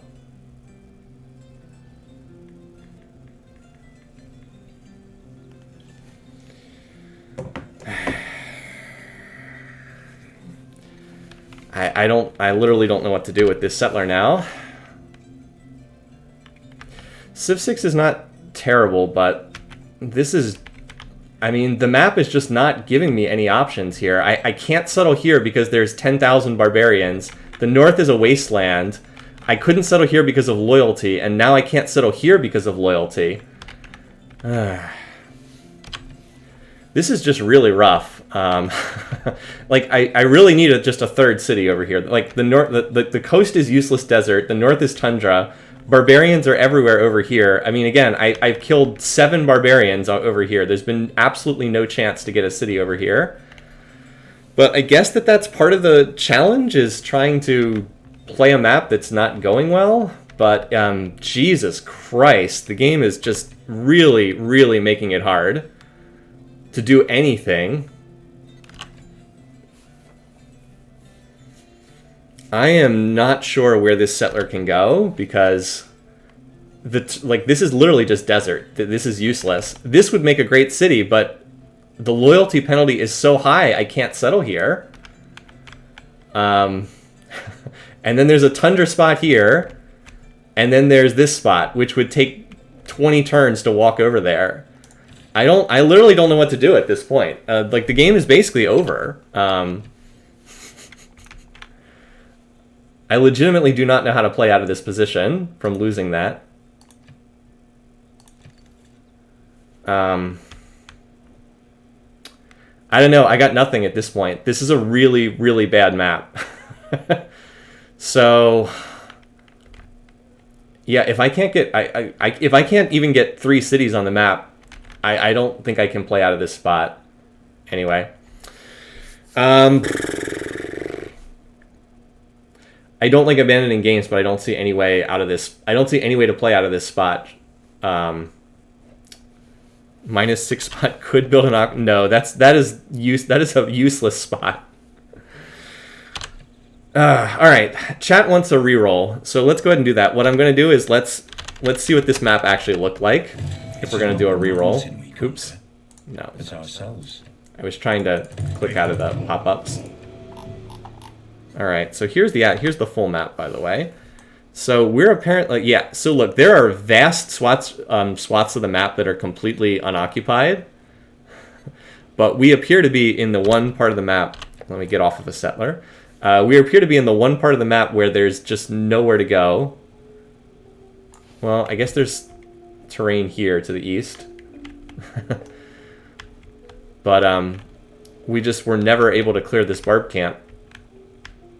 That's a shame, because I legitimately think if I could have gotten another city here, that this could have turned into a pretty good game.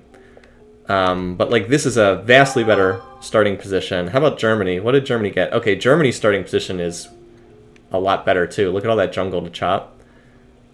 Apparently Stockholm was right over here. This would have been a nice city, a nice spot too. And then the last one was, who is this? Oh, Alexander. The barb camp was super consequential. Remember, it's not like I wasn't out there on the map. I cleared a barb camp over here. I couldn't clear 2 barb camps simultaneously. And and again, just so many barb units. There wasn't much I could do about it.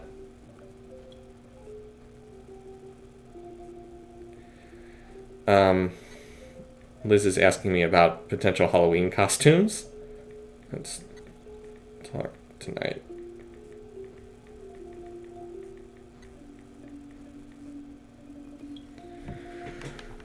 Is the land to the east any good? Yeah, I mean, this isn't bad. Honestly, this isn't that bad. And like, if I ever could have gotten over here and made friends with a commercial city-state, that would have been great. Like, there's literally no one to the east. So I guess that would have been the way to go. But like, we couldn't get past these barbs. Way too many barbarians. Anyway, all right. So let's go back to the main menu. We have completely failed in our first attempt at this. Sadly. So we're going to basically do the same settings because I like the setup for that map. I like the setup for the game. I just couldn't get the map rolling. We were even friends with Bismarck.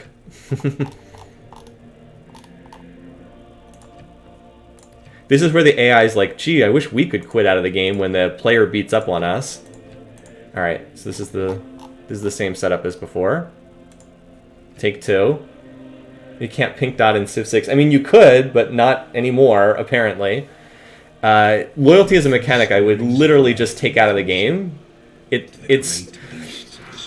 There are one of the things about Civ 6 is I think there are too many subsystems in the game right now. Like, there are so many different things going on. There's just an excess. Remember, putting more stuff in a game doesn't make it better. You really can get to the point where there's just so much different crud in a game that there's just too much going on. The loyalty is a good example of that. There's no need for it. It's like vassal states in Civ 4. There's just not much point to... Okay, well, I can tell you immediately this is a better start. This is a significantly better start. Why? Because we have food in this starting position. Yeah,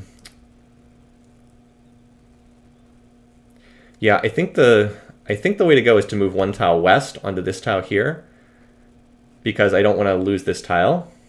Yeah, Master of Orion, the original Master of Orion is great because it's simple. So yeah, I think that this is the spot to go. We get the 2 desert tiles, so we'll get +2 food, and then we're actually a little low on production for this start, so that's not great, but we do have a stone that can be quarried, and there's some hill tiles to mine, and we can farm this for the irrigation bonus and then mine a hill to get gold coming in.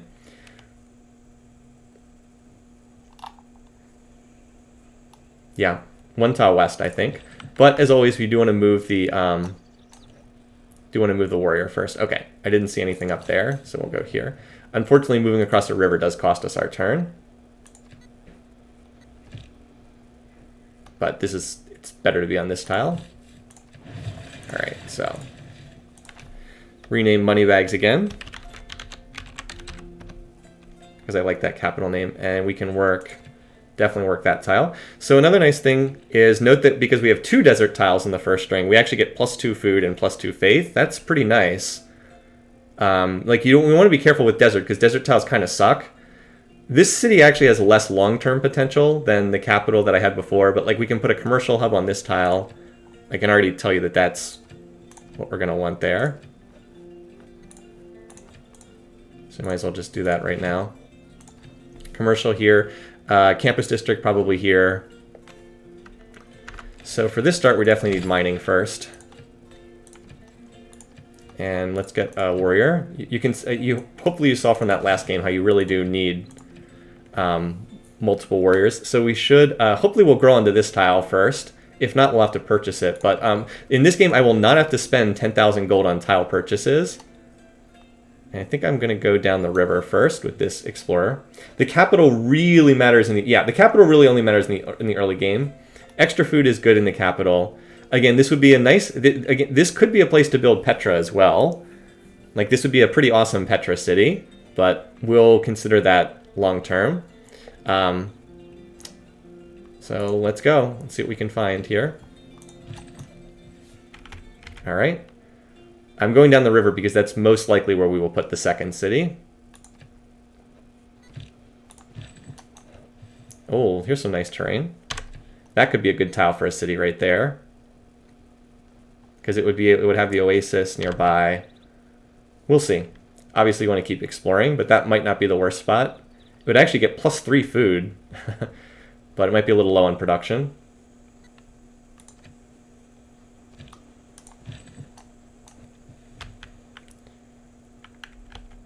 I believe that Mansa Musa does have a desert start bias. I'm not 100% sure of that, but I think that's what he has. Okay, so it is going to grab the quarry. Fortunately, it realizes that the quarry or the stone is better than that tile. All right. So all right. The 3 food is probably fine until the city borders expand. I might actually purchase this tile because the tile picker is not going to grab this, and I want another high production tile. 2 production's not great, but it's better than working a 1 production tile for a while, so I might do that. Oh, okay, this is nice. Boy, so there's a high food tile here. So if I settled, yeah, if this is almost certainly the spot for the second city. If I settle here, that rice tile is in the second ring, and then I've got some good tiles to grow onto. And like that can be used for a campus district, potentially. We're also next to the river. Yeah, I think that's probably the way to go. I am playing the expansion I just got. That's true.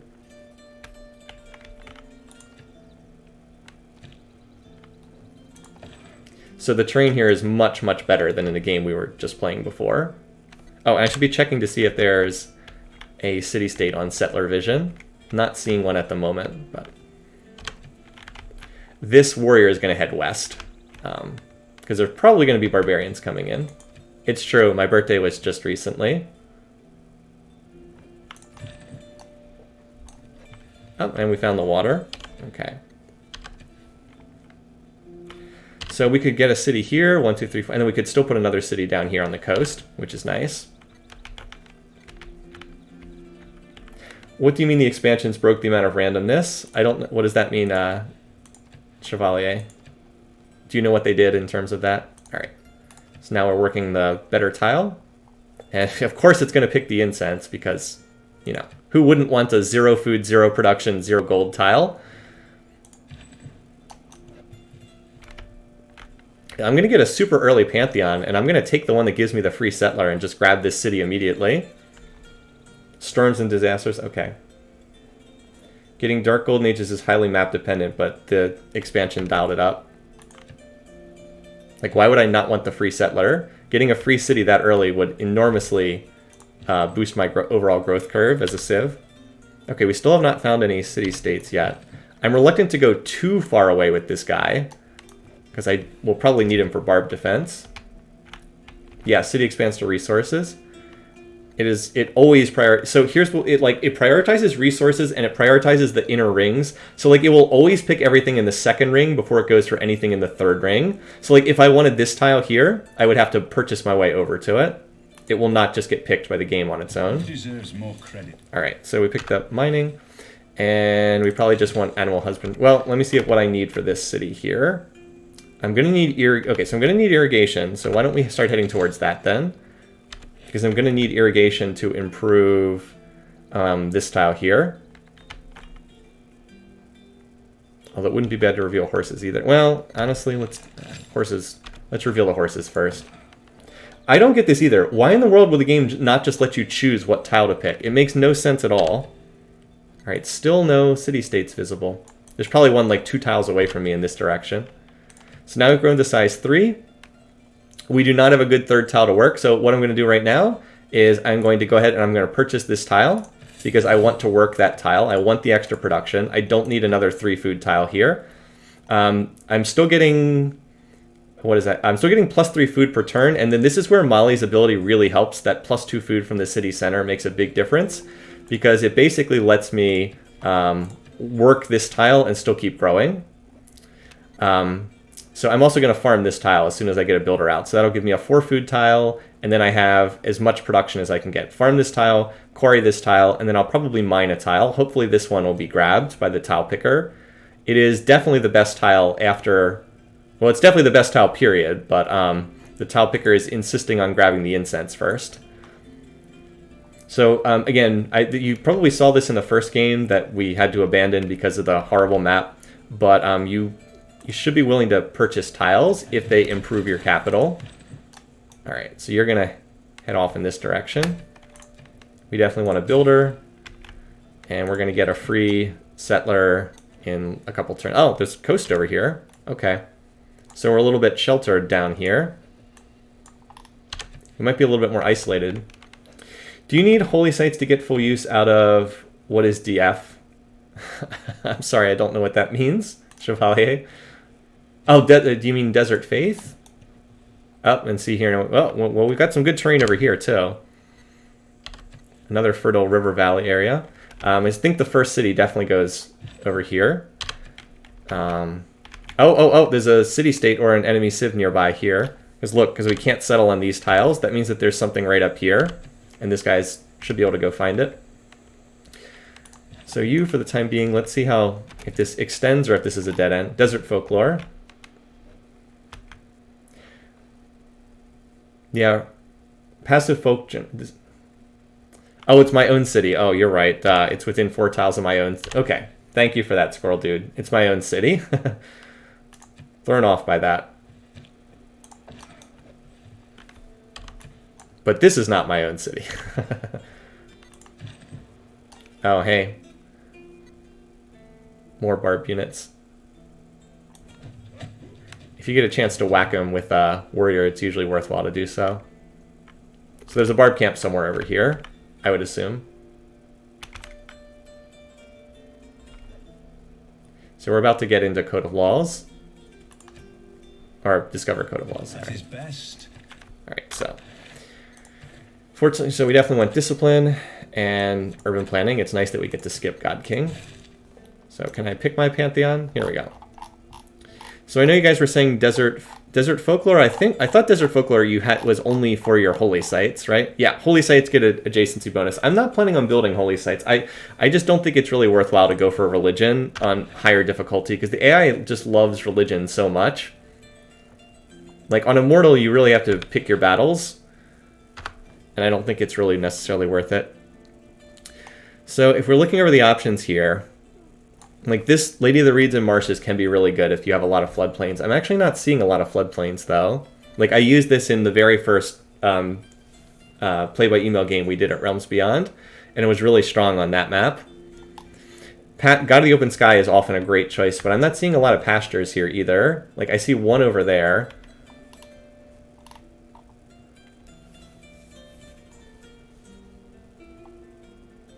This is so terrible. Increases healing by +30 in your holy site. Why would anyone do this? Like, this should just be taken out of the game. This is just garbage. I don't see anything that's better than religious settlements. Like, this is not that good. It sounds like it's good, but you only get it towards the very first district you build, so that's not really that good. Earth Goddess can be pretty darn strong if you have a lot of tiles with breathtaking appeal. So, like, that can be useful, too. But I just really like the notion of getting a free settler this early in the game. Archduke Los. Well, I've probably taken God of the Open Sky more than any other Pantheon.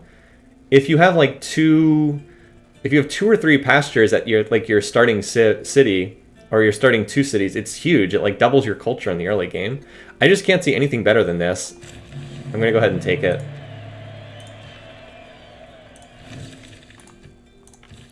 Like, getting a settler without even having to build it on turn 15 just is gonna accelerate me so much.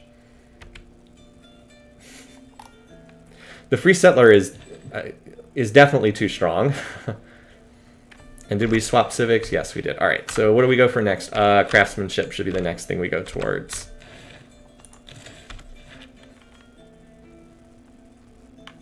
Did I move this guy yet? No. Okay.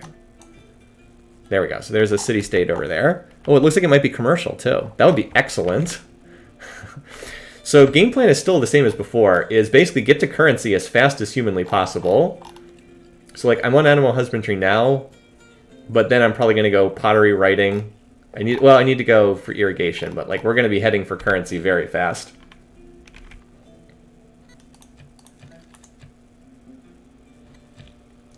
Oh, stupid barbs.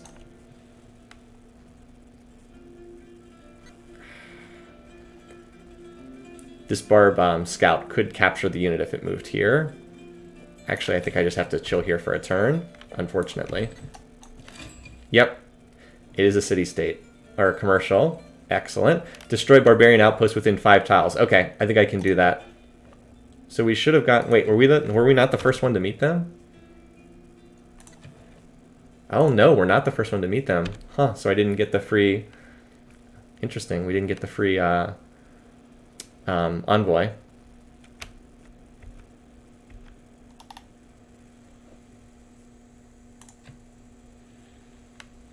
All right. So this scout cannot attack the settler from that tile. We might actually have him pinned up against the mountains here. That would be good. So I definitely do want to try to kill this barb camp that's in the area, because that would get me the envoy that I didn't get. Also, what's their bonus? What's the bonus for Cahokia? You can now create mounds. Okay. Mounds provide +3 gold. Cities receive +1 amenity. +1 food for every 2 adjacent districts once feudalism is discovered. That doesn't sound that great. Honestly, I would just want the bonus gold from city-states. Yeah, I'm sorry, I do not have time to play a multiplayer game, for better or for worse. I know. I am fond of pigs. Yeah, I think we've got this guy trapped. I don't think he can get out of here. All right, and the goal was this tile, I believe.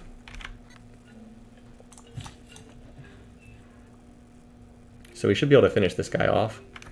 All right, now we need to go for Potter. It's not uncommon to grab these 3 techs first, because they are very basic. They're also very cheap. Okay, so I haven't found the barb camp yet.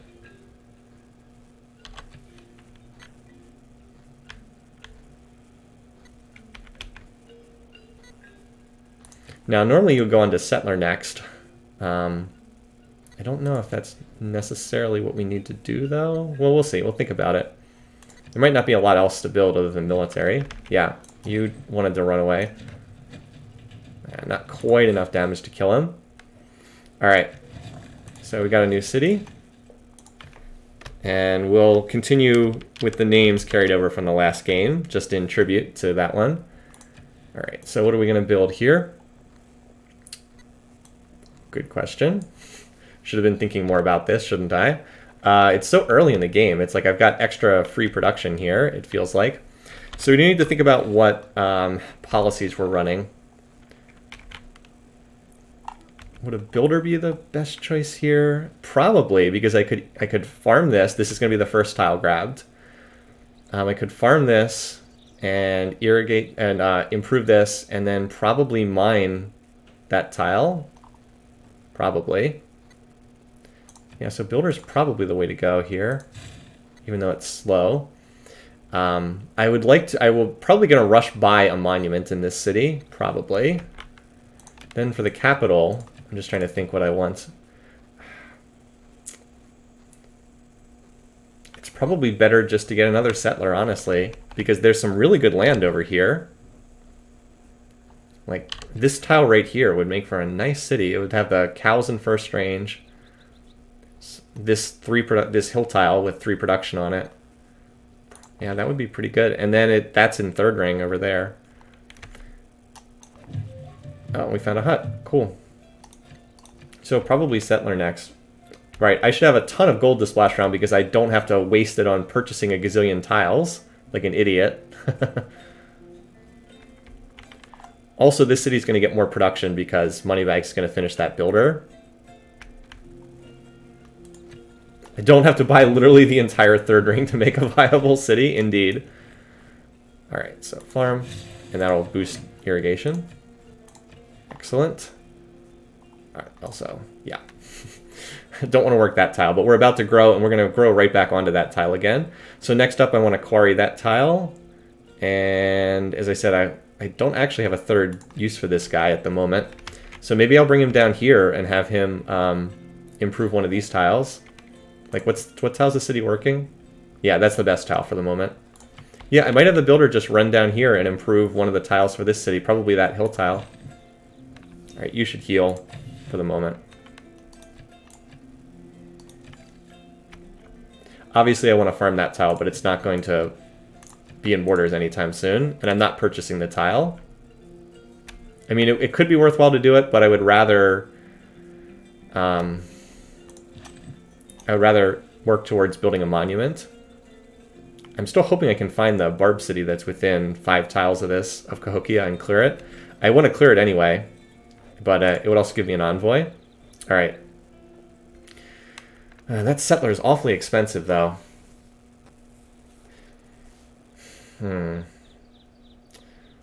Like, trying to get this settler with no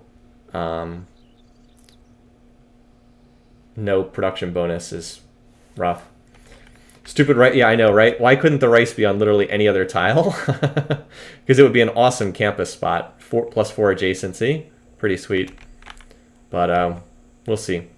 We might put the campus on this tile. Like, that's a good spot too, right? That's a 3 adjacency bonus. The free settler does increase costs, so that is the one drawback. It does increase the costs. That said, I think it might still be the best option. Like, I don't want to build military while I'm out of a Gouge policy. Like, that's the time to build military, when you're in a Gouge for the plus 50% bonus.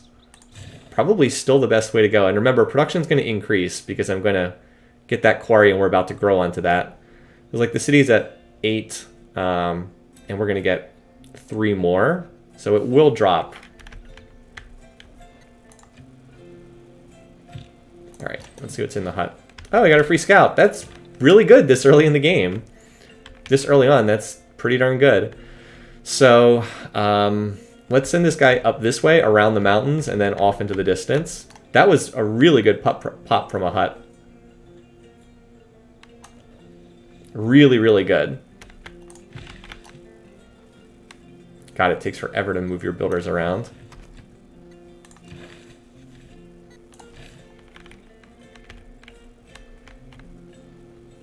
Alright, so now this guy's going to look for the Barb unit in the area, or Barb camp in the area.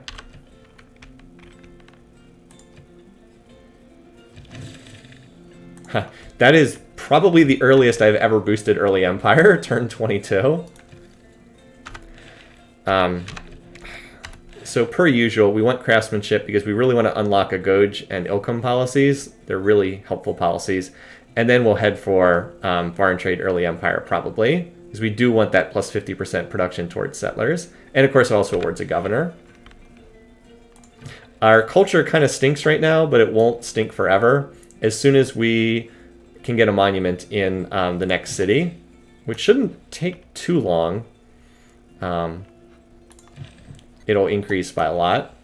That's one of the best things you can purchase in the early game, is purchase a monument in your second city. It basically doubles your culture, and it also causes to grab tiles much faster. Like right now, the city's getting 0.6 culture, and it takes forever for the borders to grow. But with a monument, it would be 2.6, and it would grab tiles at a much faster rate. All right, so now that you're healed, oh, there we go. There's the barb. Maybe it'll be dumb and like move here, and we can kill it. All right, so there's a natural wonder up here. That's why. Otherwise, some really good tile yields too. Some good land up here. So quarrying this will get us the bonus for one of the techs. I can't remember which one. Masonry. Also, pyramids would be awesome. It's one of the best wonders in the game, but it's just hard to justify early production into a wonder on a high difficulty. Still, it's worth a shot. All right, so again, we'd love to kill this scout. And the city's already grown to size 2. Okay. Yeah, it doesn't have it. This tile definitely is definitely the one to use my last builder charge on. Yeah, so we've got the settler down to 13 turns. I mean, that's still not fast, but oh no, bad game working that tile down to 11 turns. It still grows in 4 turns.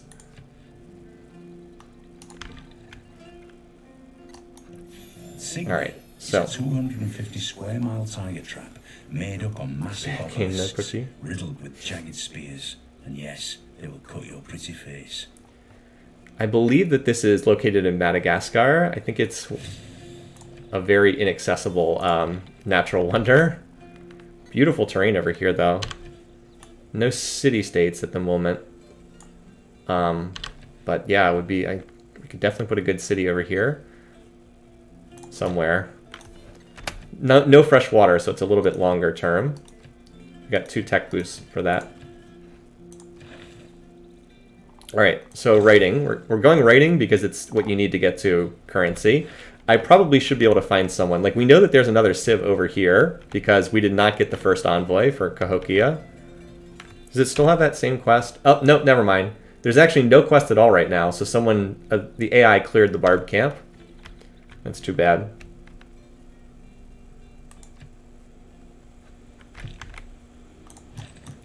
All right, so I'm both trying to corner this unit, which I probably can't do, but trying in any case. And you need to get down to that tile, which is going to take you 4 turns, but it will basically double my gold income thanks to Mansa Musa.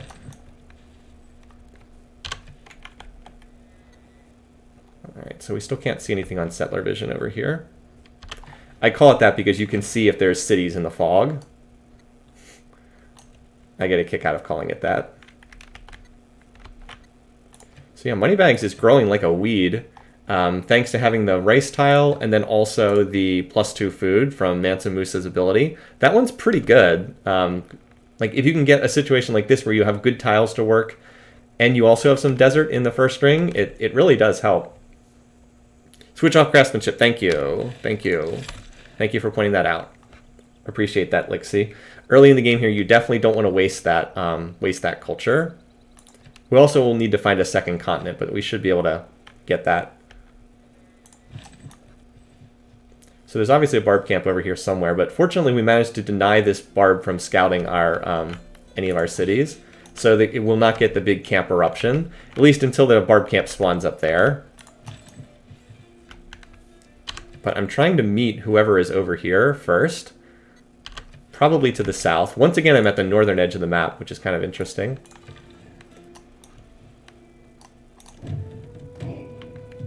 So we found a barb camp and we found a hut.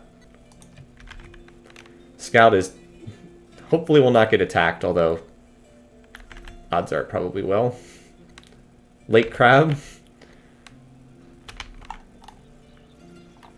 Yolf Bay. I do love the way that this expansion puts names right on the map. Oh, no, didn't attack. So we actually have grown all the way to size...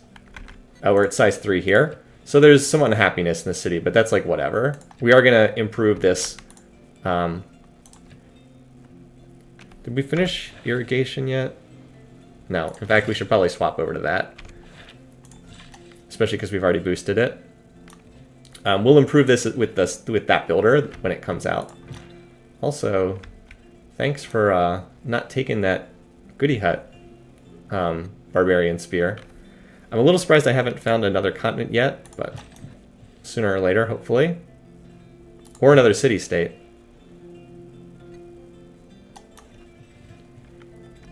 I wonder if this barb came from that camp. So let's see. Still can't see anything in terms of like city-states in the fog. I also don't even know if this ends. Although it's reasonably likely that it is. Like this could be a peninsula that continues down here. I'll need to check that out at some point too. Okay, so we just met a city-state somewhere. Vilnius. I'm sure we are not the first ones to meet them, no. Their quest is train a spear. Okay, now normally I wouldn't train a spear, but for +2 culture per turn, that's probably worth it. It's the same as a monument. It would basically be the same as getting a monument to train a spear. So we might need to do bronze working early-ish in order to get that.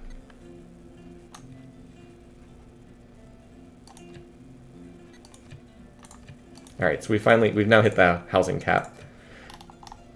Which means we definitely don't want to work this tile. Because the housing just goes up in smoke. We're also need amenities, but again, we will get an amenity pretty soon.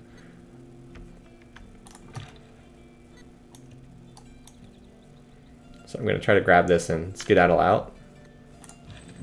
I feel like this barb is just like leading me into a trap over here, drawing me away.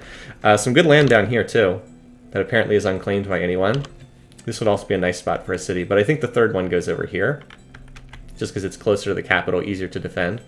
So note that we're up to 4 culture per turn. You might be like, well, what happened? The city grew, and this city started working this tile, so that gives us an extra point of culture.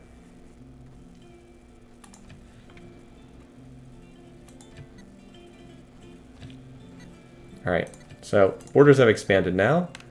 Yep, that looks good. So we did drop the point of culture, but I'm okay with that. Because we're just going to grow right back onto that tile again. Alright, there we go. So now craftsmanship is boosted. Now look at that, yeah! Mansa Musa for the win! Take that 4 gold. Very nice. So we've boosted craftsmanship, so let's finish craftsmanship. Although I guess...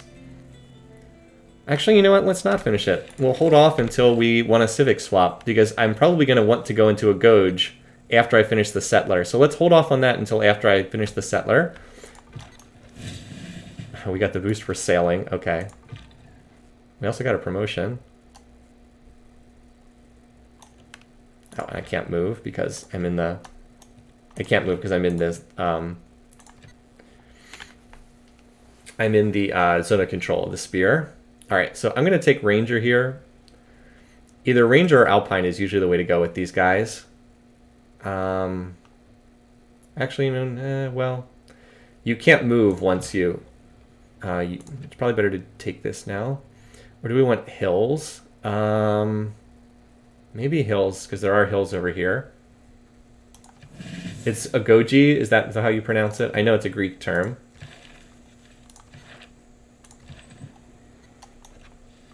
Alright, there's some more barbs over there. This guy might need to go up there and clear that camp.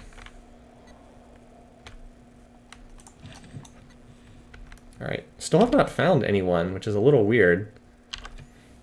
Because we know that there's another civ over here who's met both Vilnius and Cahokia. At least I have a little buffer space in this game for the AIs. Nope, not going for a religion. It's very hard on the higher difficulties. We have a city just called Money. I'm just referring to it as Money. Alright, so now we've got a full view there. This barb should attack me, so let's fortify. Oh, I still got another movement point. Nice.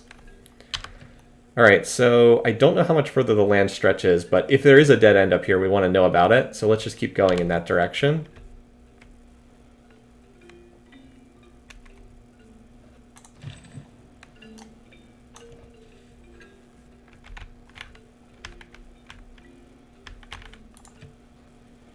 My people are like desperately unhappy. Okay. I think I'll just stay there for now. So it is nice being able to move through the hills with that promotion. Yeah, you just stay there.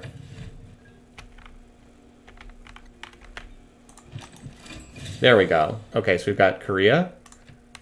Korea is a civ I would like to play at some point too, because Korea has, oh, is this their capital? They have really cheap campus districts, and that's quite nice. All right, let's talk to her. We should send a delegation right now, because you can get it on the first turn. Let's see what our relations are. All right, yeah, see, first impressions -4, but we managed to get +3 from the... She won't accept the delegation, that's no surprise. Make a deal. So she already has 3 cities.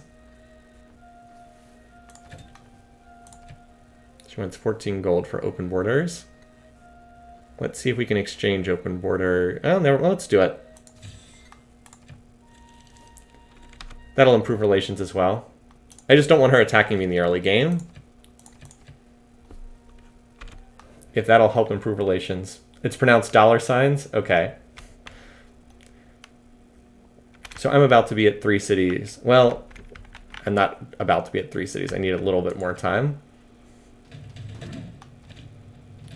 Yeah, Chevalier is in Korea right now.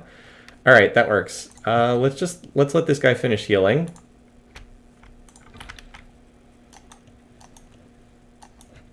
I love being able to move through these hills.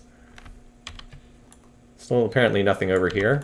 This guy I'm going to move up here and deal with that barb camp. I don't want it spawning more units. Although, like I said, I'm going to swap into a Goj in a little bit. This guy is probably going to cycle back up here because the odds are our barb camp's going to spawn up here at some point soon. Yeah, again, just hang out there for this turn. Yeah, The man who has grit. Chevalier, I read all the threads for Play by Email 8. If the other players hadn't been incompetent, you would have easily won that game. But there's not much you can do about other players on the other side of the map getting run over by the Mongols in attacks that they definitely should have seen coming. That's the positive aspect of trade. All right, we finally got the... we finally managed to get another... whatchamacallit? Continent, yes, that's it. I took the free settler one. All right, so let's get writing. And the reason for that is I want to be able to place, well, partly so I can place cheap campuses, but mostly just so I can get to currency as fast as possible. So I can change civics this turn.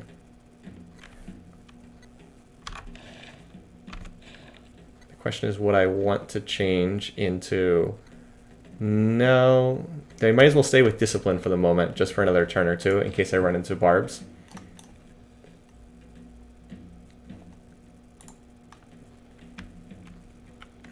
I want to crank out like another couple warriors and at least one slinger, just for safety's sake, and then I'll probably build a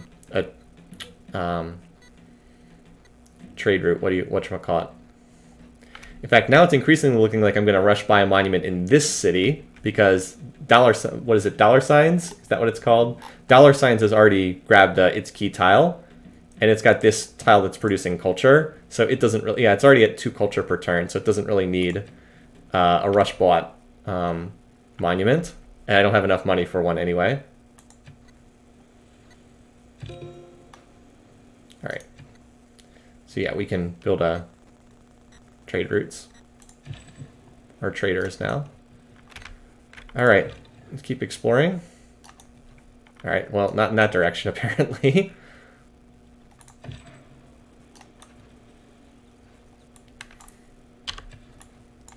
Still nothing of interest up here thus far. Try to see if this connects over to here. So Moneybags is about to finish its settler, so let's do craftsmanship. We'll finish that. And we'll switch into a Goji or a Goj, however you pronounce it. Writing meets skill. All right, so we finished writing and craftsmanship. tech immediately goes to currency. And you are going to come over here. So back to early empire. So yeah, now's a good time to train some units, and then we'll go back to settlers when we can get early empire. Campus, this would be a good time to put the campus district down. Now the question is, do I have a good spot for it? This is the best spot for it. Is it worthwhile to spend 60 gold? Yeah, sure. I'm not sure 100% if that was the right decision, but we'll go for it. And warrior for right now. There we go. All right, we're working all our best tiles. Still only 5 turns for the warrior. Again, that minus 30% towards units. Wait, did I actually change? All right, that's why. I didn't actually change policies yet. I was like, that's kind of slow. I would have thought it was faster than that, but... All right, there we go. All right. There we go. Well, it's not showing up on the interface, but maybe it'll show up next turn. Civ 6's interface is infamously bad. Oh, hello, enemy scout unit. Let's see what's over here instead. An awful lot of desert.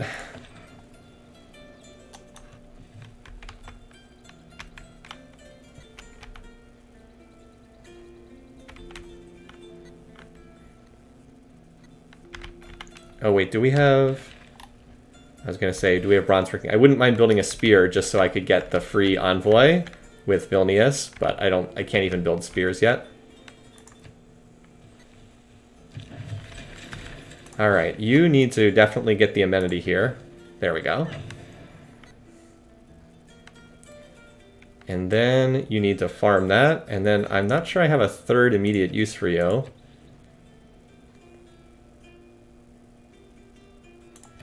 Maybe improve the incense. Hold on, is there a tile at the capital I could improve? I mean, ideal would be chopping and mining one of these tiles, but I don't necessarily have enough production for that. You need to do the trader to boost currency. That's what I need from this city.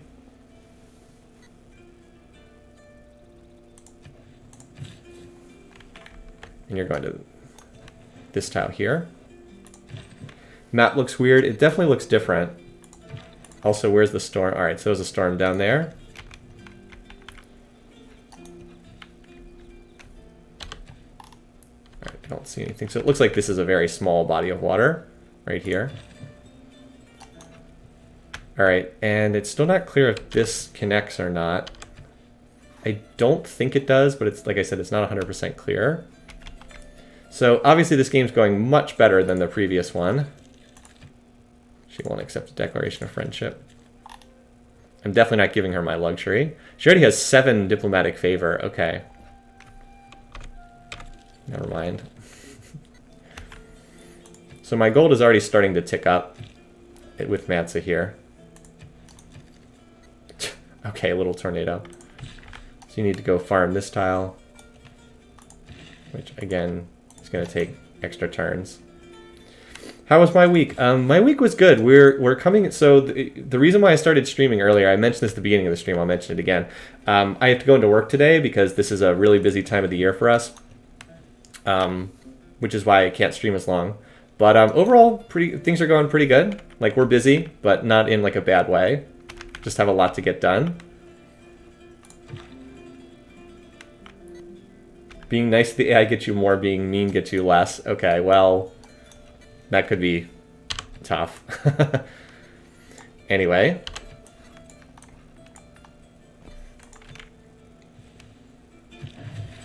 Alright, so we got a... Now, we definitely want at least one slinger.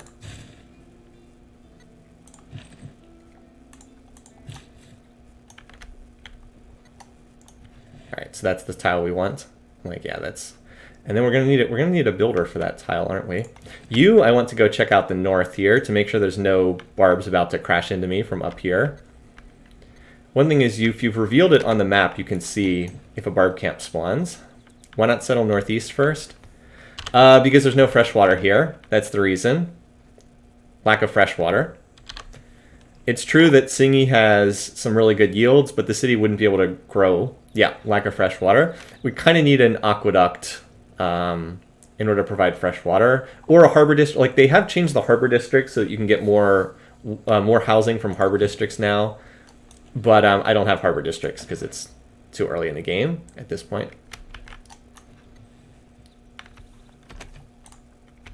And I think we were going to name that third city Mint. I believe that was the plan from the previous game. Again, the ability to move on hills like this is really awesome. Great promotion for a scout.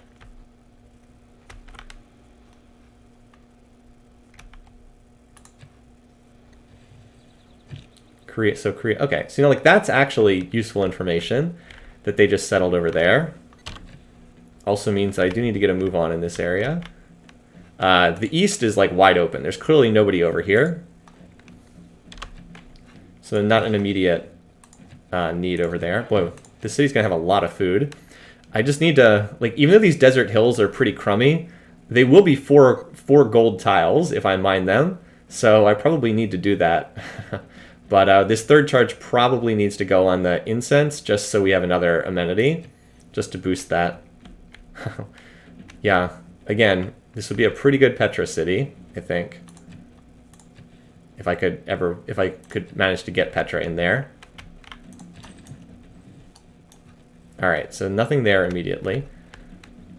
And here we go, we're gonna get our third city. Not with a huge loyalty penalty.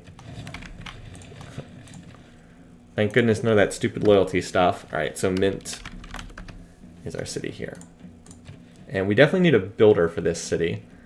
And I was planning to rush by a monument here. So I guess I'll go builder first, even though I typically don't like going.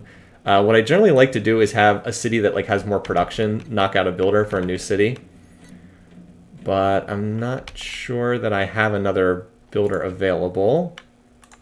Because I'm going to want to have the capital build a settler when early empire comes in. So I don't think that there's really stuff available. What I can do, though, is I can rush by the monument. And that'll help. Help that city develop. And also help our civ-wide culture. Alright. Hello, other scout. Fancy meeting you here, Scout. No, I'm probably not. I will probably stream at the normal time next Friday, Archduke, which is a couple hours after this one started. Housing, yeah, not surprised. So this city will need a granary at some point too. Also, a mine on like this tile would be really nice, just for the 4 gold. Here is Mali. So anyway, yeah, obviously we want that tile because we're at the happy cap or housing cap, and now we can start wearing down this barb camp, which will take longer because I'm not running discipline at the moment. I'm running a Goji, however you pronounce it. But this unit is ready to get a promotion, so I'll be able to promote to battle cry, and then that will allow me to kill the king. I actually got a terrible dice roll there. We were basically even in combat strength, but look, I took way more damage, so not a great roll there. All right, so we've got one more charge free here, and this city's about to grow. Oh yeah, I said I was going to go grab the incense tile just for the amenity. Oh, we found someone else. Sure, we'll exchange information on our capitals. Let's see if we can get that delegation. Just because it's the first turn. She won't. So this is so at least that balances out the relations and keeps her from disliking us. Let's see what she has so far. All right, so we each have 3 cities. That should improve relations. I'm willing to pay 10 gold for that. For the moment, I just want to be on good relations with the AI. Like, she does not... So she's already at 4 cities. We're slowly losing relations with her. See if there's a city over here. Oh, her capital's right there. Okay. Eleanor's big thing is like loyalty stuff. So she would not be one to mess around with in terms of loyalty. Hey, we found a hut. Nice. Yeah, her special thing is loyalty pressure, just as Chevalier just mentioned. So this city Mint is going to be a very nice city in time. I will want to pasture the cows, farm this tile for food, and then probably mine a hill tile. Like, that one would be good to mine.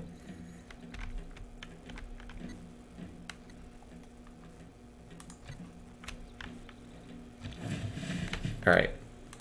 So I don't know where to send this guy. If I found another barb camp, I might just hang out here in Moneybanks for right now. Just until I know where to send this. Well, actually, there's nobody at what is this city called again? Dollar signs. So maybe that would be the good place to go. All right, so battle cry as usual, and we've got 2 more turns. Let's get 1 more slinger while we're still in this, and then we'll flip into colonization after that. God, it takes forever to get over to these tiles. I hate how slow they move. Plus 20 diplomatic favor. Oh, wow. Okay, great. Would have liked another scout like I had before. Anyway, this guy should probably go off west and continue deep scouting just to get more map info. All right, you can cross the river next turn. Yeah, this scout's been pretty fantastic thus far. This does mean that I will have to head over to the east, but there's kind of a pretty big buffer zone. Like, this is a all desert here, which is actually usable for Mansa Musa because he gets that big food bonus. With trade routes and the Mali bonus, I can settle here. Want to talk about good Petra cities? How about this spot here? Every single tile is desert. Grab the coastal city directly east of Korea. Maybe. The land down here is not great. I think I'd prefer to go over here, honestly. I definitely should be settling this area first because it's more competition. Like, over here is pretty safe. This would make for a nice city, too. Very nice terrain over here. We'll see, though. I still have time to explore more. By the way, check out, did you see the aurora over there? It just faded, but nice little graphical effect. Commercial hubs are great. Commercial hubs and campus districts are the 2 best and most important districts in Civ 6. All right, so ancient area is going to end. We will not be able to... We're going to end up with the same crummy normal age as before, unfortunately.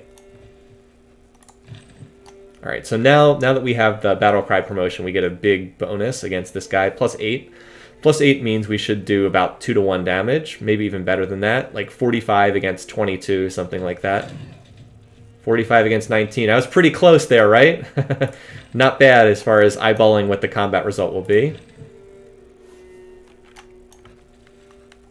Anyway.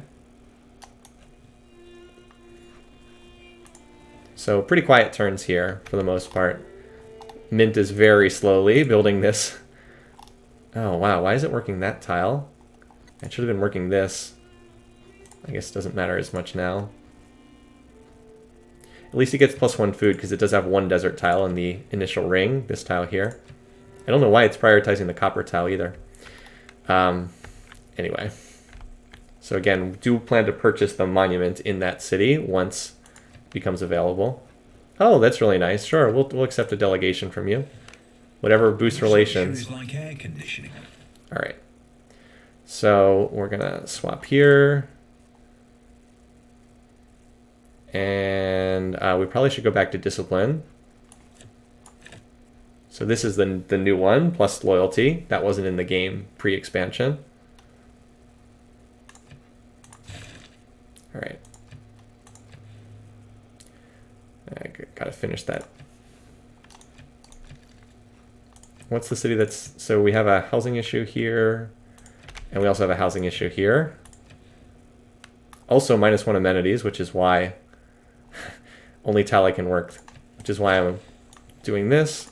And I'll get it out of the amenities penalty at least. And as crummy as that tile is, it's probably the best one to work. It's either that or that. Yeah, I think I'd rather have the extra gold. And I guess the faith isn't terrible. I do have a decent amount of faith rolling in, so I can purchase stuff with faith. Keep that in mind. Well, not at the moment, but eventually. We should go on to state workforce. Also, we get to appoint a governor. So we want to think about what governor we want, right? So traditionally Magnus was the governor to get because chopping was absurdly overpowered. Yeah, housing issues are good. Like, you want to be up at the housing cap. But my understanding is that Pingala is kind of the one that people like to pick to start now, just like to grab him and put him in your capital at the start of the game because of that. I mean, Liang's not bad, but do I have a builder finishing anywhere? I don't have a builder finishing anywhere, though. Yeah, Pingala seems to be the best to grab early in the game. Because, like, the religious pressure, no. Amani later, but not right now. Definitely not Victor. By the way, I hate the fact that they don't all fit on the screen, right? Like, couldn't you have just designed it so they all fit on the same screen?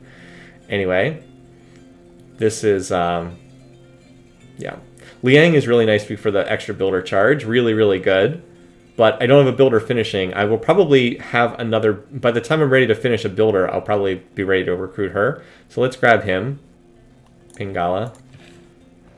And Moneybags is the obvious place to put him.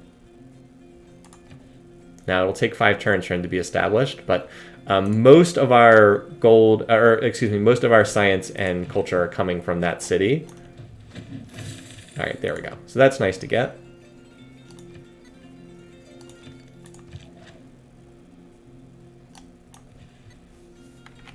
And you can scout out this little area here.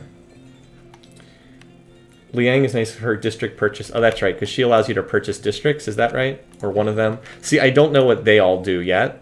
It's part of the game that's new to me, so I will be learning as I go. All right, nothing up there.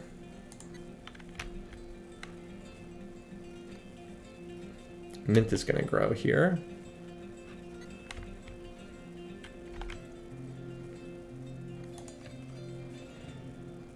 Oh, okay.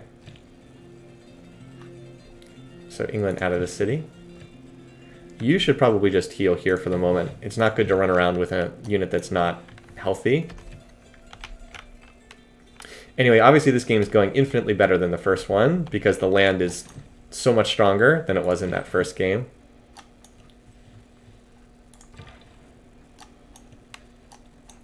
If there's one unfortunate thing, it's that I have not been able to get an envoy with either of these cities, Cahokia or Vilnius. That is a little bit of a letdown.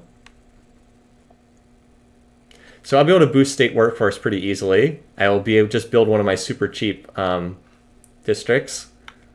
All right, Mint just grew. Let's see what it's working. I guess that's fine for the moment. I do want to pick up this tile, but not worth it just yet. I also would love to work that tile. We're going to be able to purchase a monument there shortly, too. We almost have enough. Oh, hey. So where is he located? Oh, yeah, sure. We're just trying to build relations. So Alexander's much further away. He's way over here. Let's send him a delegation, too. All right. So what are our relations? Okay, so by sending a delegation, we're able to wipe out the negative first impressions. So he already has horses connected. He has the same 2 cities.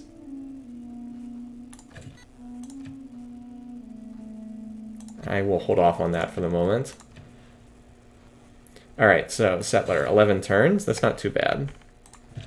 We've got 1 settler over here to the right. Or we'll send this one off to the left.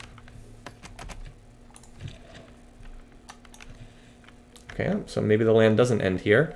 You do want to be careful about scouting with slingers. They are very fragile units. Now, normally we wouldn't be able to go through Eleanor's territory, but we have open borders, so we can walk through there. That is not a very strong city. That looks like it dead ends up there. So we will now want to swap off currency and go back to other stuff. Sailing, we've already boosted sailing. We don't really have anything to gain from sailing at the moment. Currency is what we want, but like we're already at the point where the trade route's going to finish it, so there's no point in wasting science. Masonry or maybe bronze working. By the way, note that the AI is ahead, no surprise. But they're not as far ahead as you might think. Let's actually look at where they are in terms of score. Alright, so here's me. I'm in last. That's no surprise. That's going to happen early on in the game. Civics, let's see, technology, 10, 12. Yeah, they're actually not much ahead in technology. How about in terms of civics? They're further ahead in civics, but that makes sense. Geez, she's really far ahead in civics. She's already researched 10 civics, is that right? Holy cow. I know the AI cheats, but still. Oh yeah, we will get new city-state quests. That's good. Because we're not going to be able to fulfill... We weren't able to fulfill Cahokias at all. It was clear a barb camp, and the AI did that before before we could even find where that barb camp was. I can't move. Stupid traffic jams. Yeah, I'm curious as to why she has so much culture. Also, we can now see how wide the world is. Well, almost.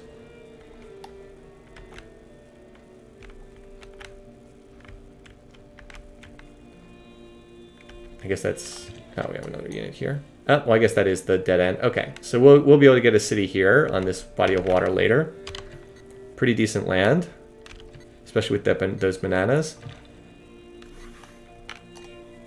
Go for city-state conquest. Well, we don't want to conquest Cahokia because it will boost all of our commercial districts by getting envoys in here. This is not a city-state we want to conquer. And Vilnius is too far away to realistically be captured. Also, welcome Lemon.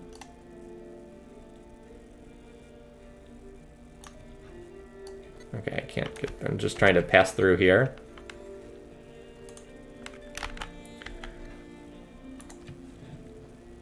He offers 20 favor for 6 gold per turn. Yeah, okay.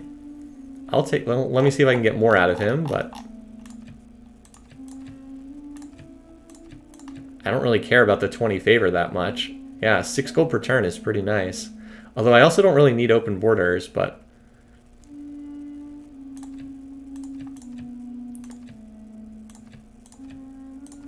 What if I took out the open borders?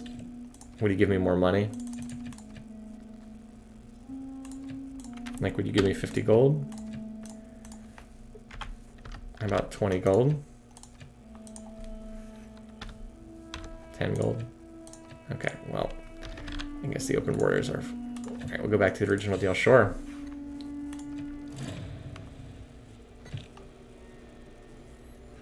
Alright, so someone built the Great Bath. London just... Oh, great! My scout just took damage from the river flooding. Awesome.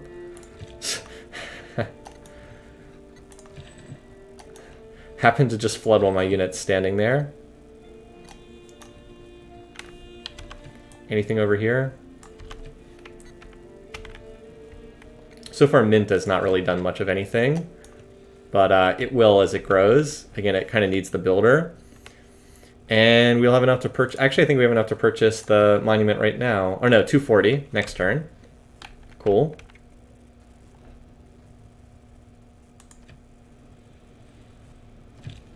Alright. Monument. There we go. Alright, now it will expand borders much faster. Wait, the monument's only 1? I thought the monument was 2 culture. Did they change that so it's now only 1? That makes that a less... that makes that purchase a lot less good now. Mulligan would be a fitting name for your next city. Anyway, so yeah, Pingala is now established, and so that gives us, here in money bags, the plus 15%, so that's pretty nice. We're actually doing a little bit better on culture right now than we are on... full loyalty gets you plus 1 culture. Okay. Oh, do cities not start at full loyalty? Oh, okay. Well, no, I just purchased the... So the monument's 1 and for loyalty is 1. Okay. Okay, I see. So I guess it has to wait until next turn for that to happen. Gotcha. Okay, that makes sense. Alright, so this guy is probably fine over here. I don't really need him for anything at the moment. Just hang out and be ready to deal with any barbs that might spawn.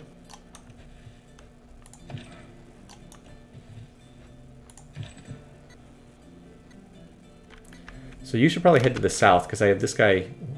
Well, the thing is, I might probably want this guy not to go too far away from my cities, just for safety's sake. And we do need to think about where we want to send this next settler. So these spots along the river are unfortunately not allowed because they're too close to Cahokia, which is actually excluding a lot of terrain, unfortunately.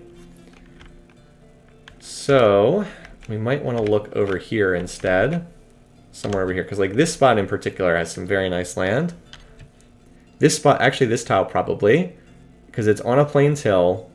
It's got the silks, it'll have the rice for food, have the lake crabs later on. It can build a harbor district, because I want at least one harbor district.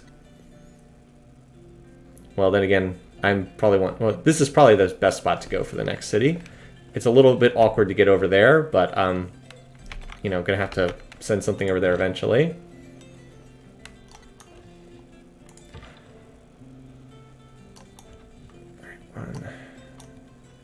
Okay, so we're in the middle of English territory right now.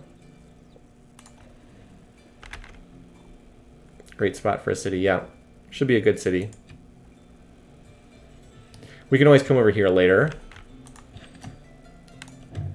Oh, and we found a barb camp. Alright, well, we've got two. We can use these two to work together to clear that camp. We need to kill a third barb unit anyway for the bronze working boost. Yeah, you can just hang out over here for the moment. Like, the fact that we're not dealing with barbs is actually pretty awesome. Like, not having to deal with barbarians is pretty good. Also, our money is already in a pretty good spot.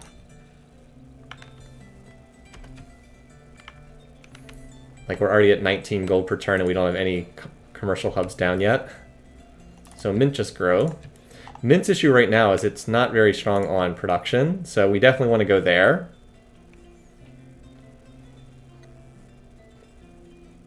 Yeah, it needs more production. This tile would be really good to grab, just so it has some kind of production incoming. Late game barb camp 6 house from the capital.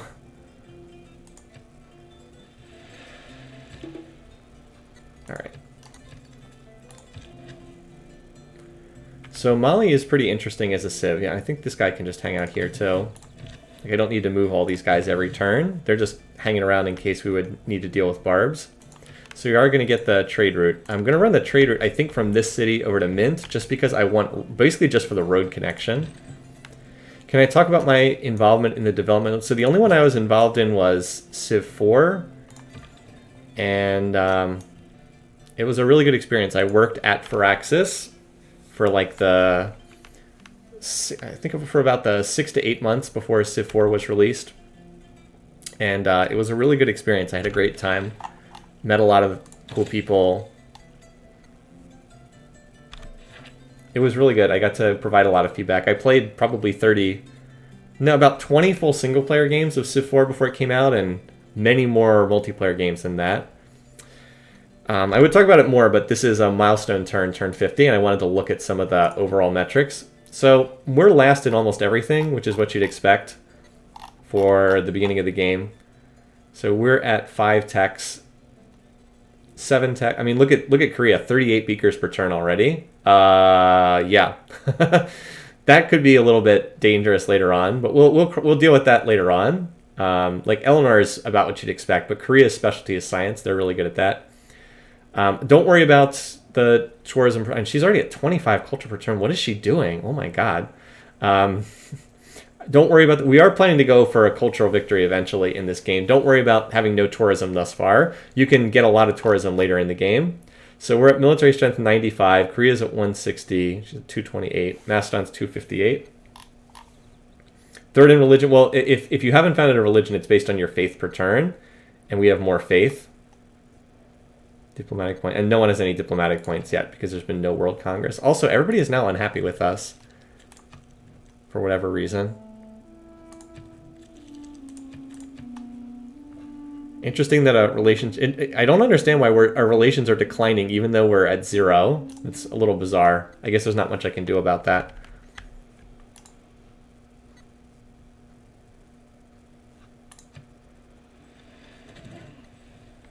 The city-state's trying to clear the camp.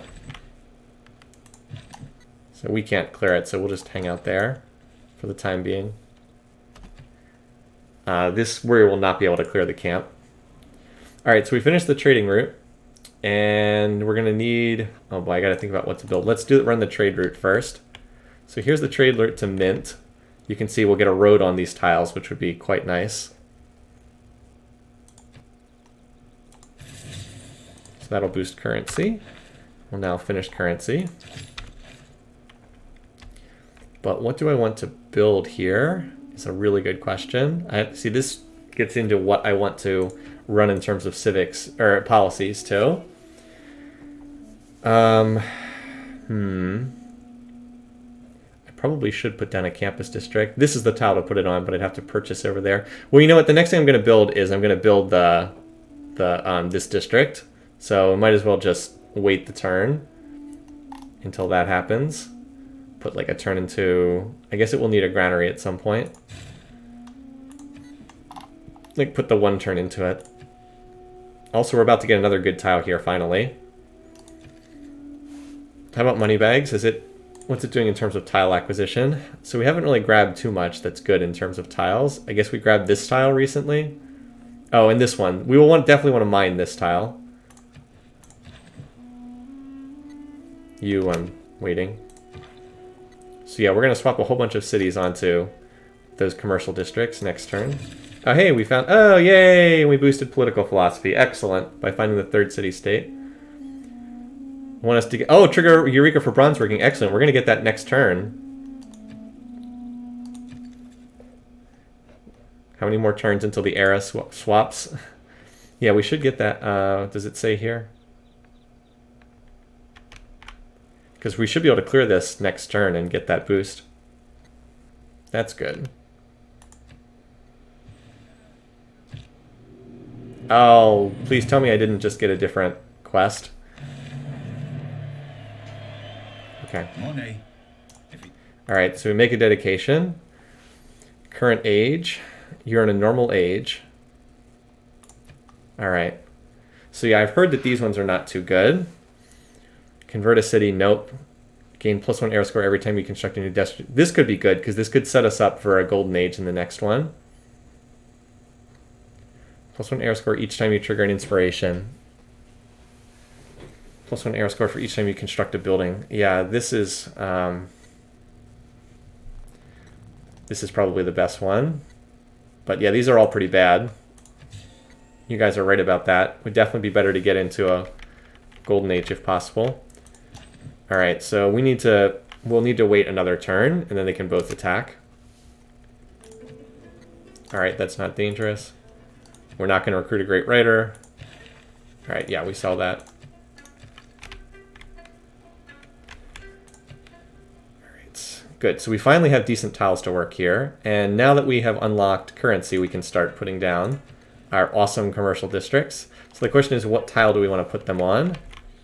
Probably this tile. Doesn't matter that much between the two of these, but I guess I'm trying to put these on the south side of the river. I could put the two commercial districts next to each other if I put the capitals on this tile, but let's not purchase a desert tile. 4 turns, geez, so cheap. Gotta finish the settler first, though. And you definitely now which tile do I want here?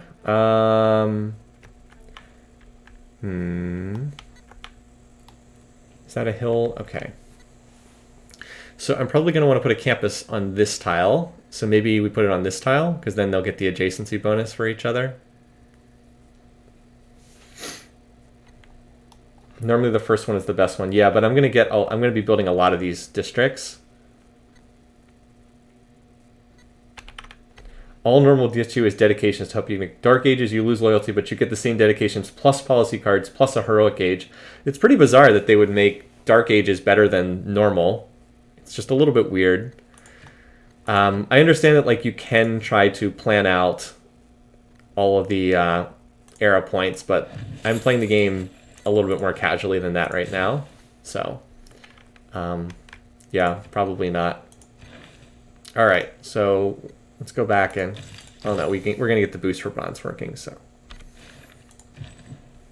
Why not the desert hill to the west? Because I said I wanted to put a campus next to the mountains, and that way they'll get the adjacency bonus later on.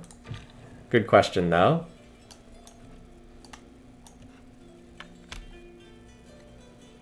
So we've almost circumnavigated. I believe you get arrow points for that, too. Okay, so we'll attack and clear that camp next turn.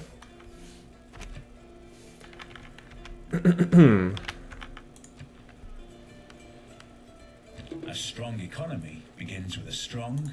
Alright, so this now allows us to go for political philosophy, which is the key early civic. And I can now appoint a governor. So we probably want to grab Liang and put her in Mint, because that's where we're going to get a builder. What are her promotions again? Let's just see. So yeah, the all builders trained in the city get +1 builder charge. That's really good. Really quite nice. So I think we do want to grab that. And we put in Mint. I guess I have to do it here. There we go. The governors are pretty cool. I like the governors in this game. I think that they were a good addition. There we go. And now we've got the envoy with Geneva, so that'll increase our science. And also get the arrow points.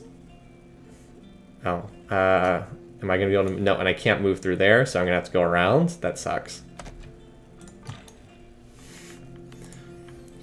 Alright, so how are things looking here? We've got our districts down. How about Mint, this poor city? Is it actually going to grow onto this tile? Because that would be the one I want, for sure. And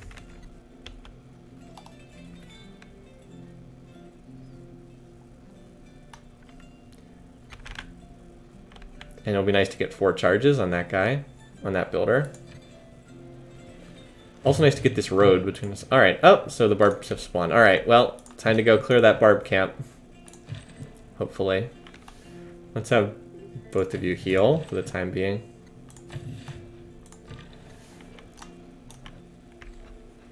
So that was a very quiet turn. We also need to think about what to spend money on, because we're saving it up again. Honestly, purchasing a settler might not even be the worst call. Now, it's going to be expensive, but saving up to purchase another settler is not the worst thing, especially for Mansa Musa with his production, with his minus to unit production. We're going to have a lot of money coming in when these Sugubas finish. Okay. He's mad because I haven't fought in a war yet. Of course, he'd also be mad at me if I did fight a war, so... Don't try to make sense of it. Alright, so we might have to wait for these stupid units to move out of the way. But Moneybags is going to finish this settler. And as I said, this, what was it, this spot? This spot right here. Let's just put a pin down. If you haven't seen me do this yet, this is one of the nicer features they added.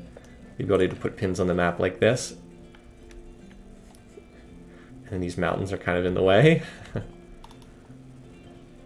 Let's play. I can't actually stream for much longer. Let's play until we finish political philosophy, and then that'll be a good swapping point.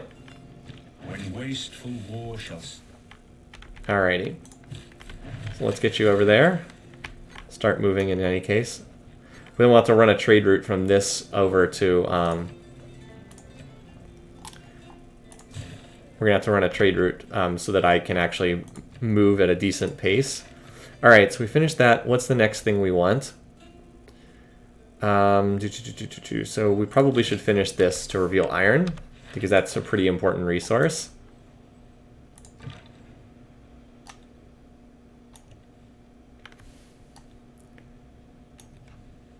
Okay. Still moving through England's territory. So England has 4 cities at the moment. We're actually getting a decent amount of faith right now. Alright, yay, Mint has finally expanded borders to here. Actually, I think I do want that tile. I really want this builder to finish. I want to improve this tile, and we'll see. Definitely 2 tiles to improve there. we'll get that extra charge on the builder.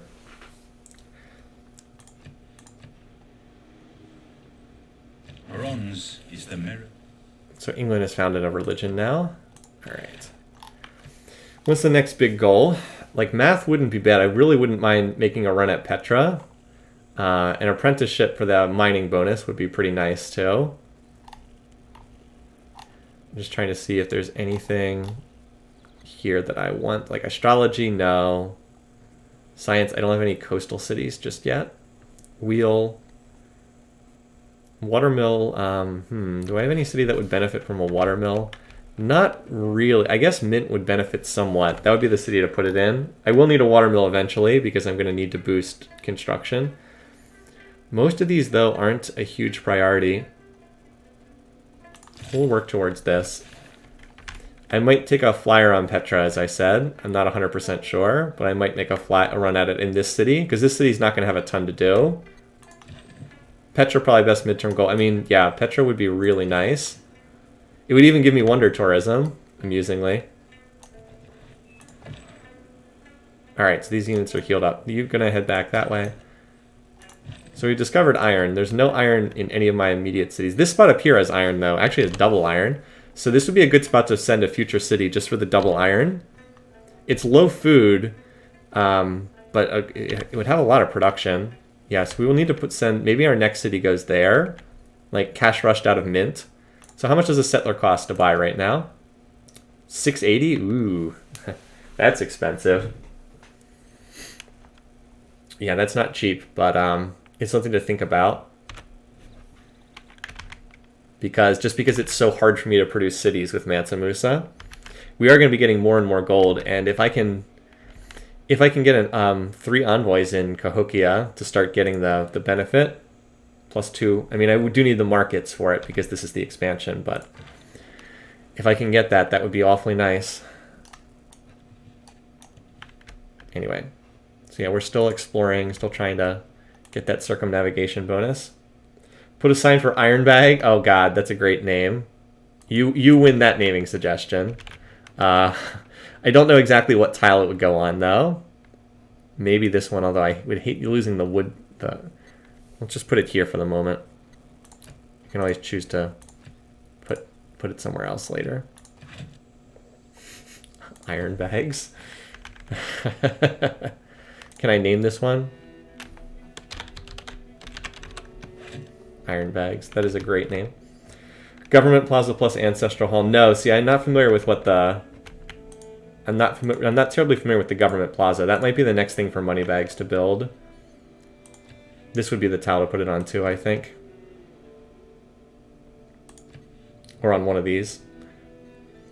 Yeah, I'm not terribly familiar with what the Ancestral Hall does, or Government Plaza. Also awards a government title. Can have settler time.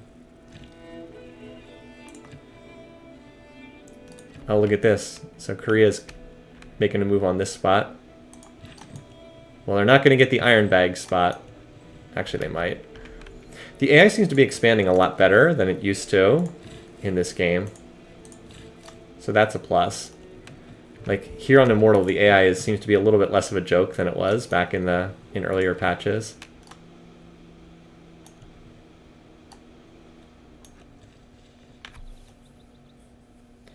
Every city, yeah, wow, that's pretty good. That's pretty darn good. Got to think about that. Because we're about to finish 2 of our specialty districts here. Also, it'd be nice to finally get into an actual government.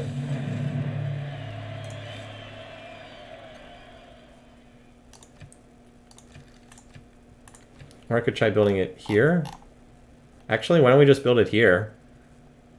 Because the capital's got a campus district to build. Why don't we just build it here? It's only 8 turns. Does it matter what city it goes in? Chevalier, does it matter what city the government plaza goes in? Just out of curiosity. Or does it affect every city? I don't suppose you happen to know. Nope, doesn't really. Okay. Works for me. We've got a totally useless desert tile here that's not doing anything. Just gives... Okay. Has to be the city from which you build the settler? Okay, well... Maybe we'll build settlers from here then. I don't know.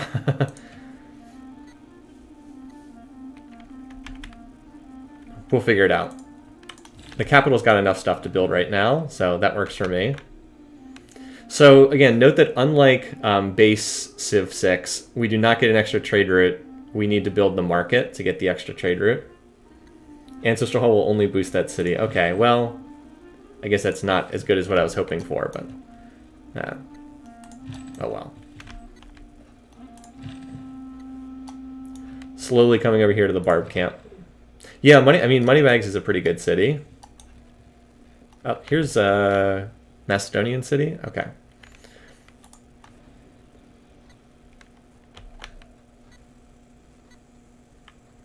I'm still thinking of rush buying a settler with my next gold purchase.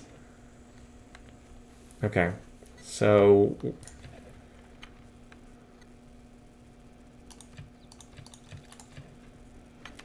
all right, so this is the capital. Geez, the market's expensive. Can I purchase that with faith? Yes. Oh, hey, well, let's just do this. We can actually use this faith that's been coming in for something. Let's just do that. Now we actually do have another trade route. All right. So now that we've got that out of the way, why don't we do the campus here? And I love the pyramids, but... like, we don't need military at the moment. A trader wouldn't be bad, but Mint can probably think about that.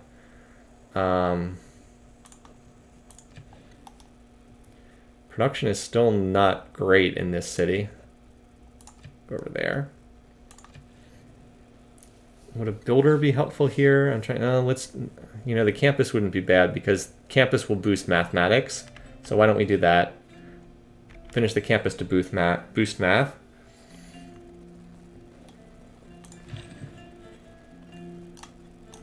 All right, there's the camp. I'm not escorting this settler, but hopefully that won't be a disaster.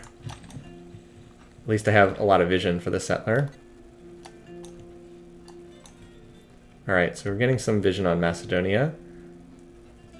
Have I circumnavigated yet? I have to be pretty close. I don't know why the map won't let me scroll further.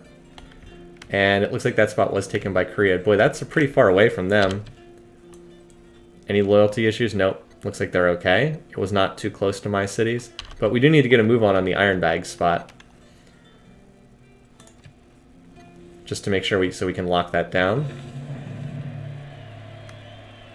Alright, political philosophy. Alright, so which one do we want?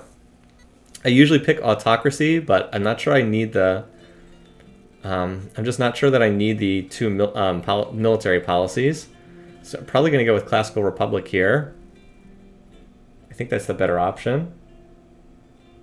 I believe I have open borders with Macedonia. Alright.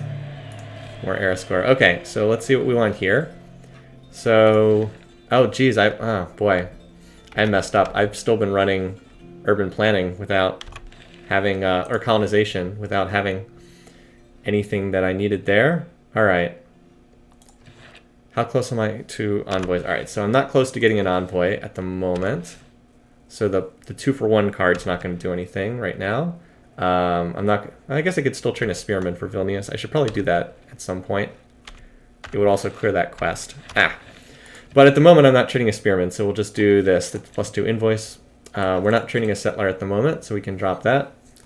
We definitely want urban planning. And after that, it's less certain.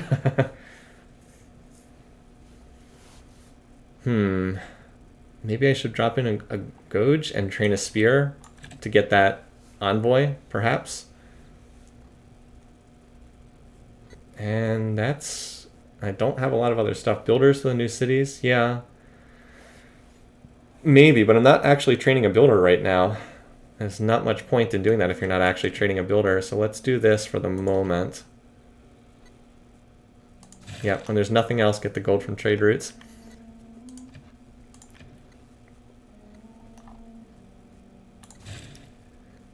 And we'll swap into the 2-for-1 card when this finishes. So the next big thing is probably we'd like to get, like, feudalism is probably the next really big policy card, but we can go back and clean up some cheaper ones right now. Like, we can get the free envoy from mysticism. That's probably worth doing. I'm trying to think which other ones. Or like, there's a governor title here. But we'll clean up the free envoy from mysticism. And then we can drop in the 2-for-1 policy card for Cahokia and Vilnius with the 2 envoys that we're going to get.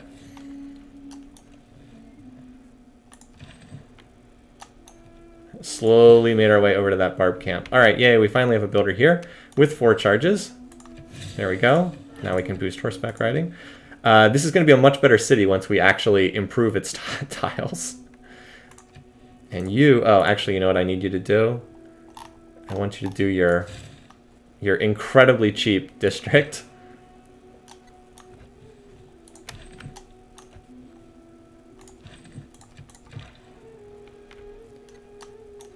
All right. And that'll do it for right now. So, as much as I would like to continue, I do need to get a move on. I actually have to go into work, like I said.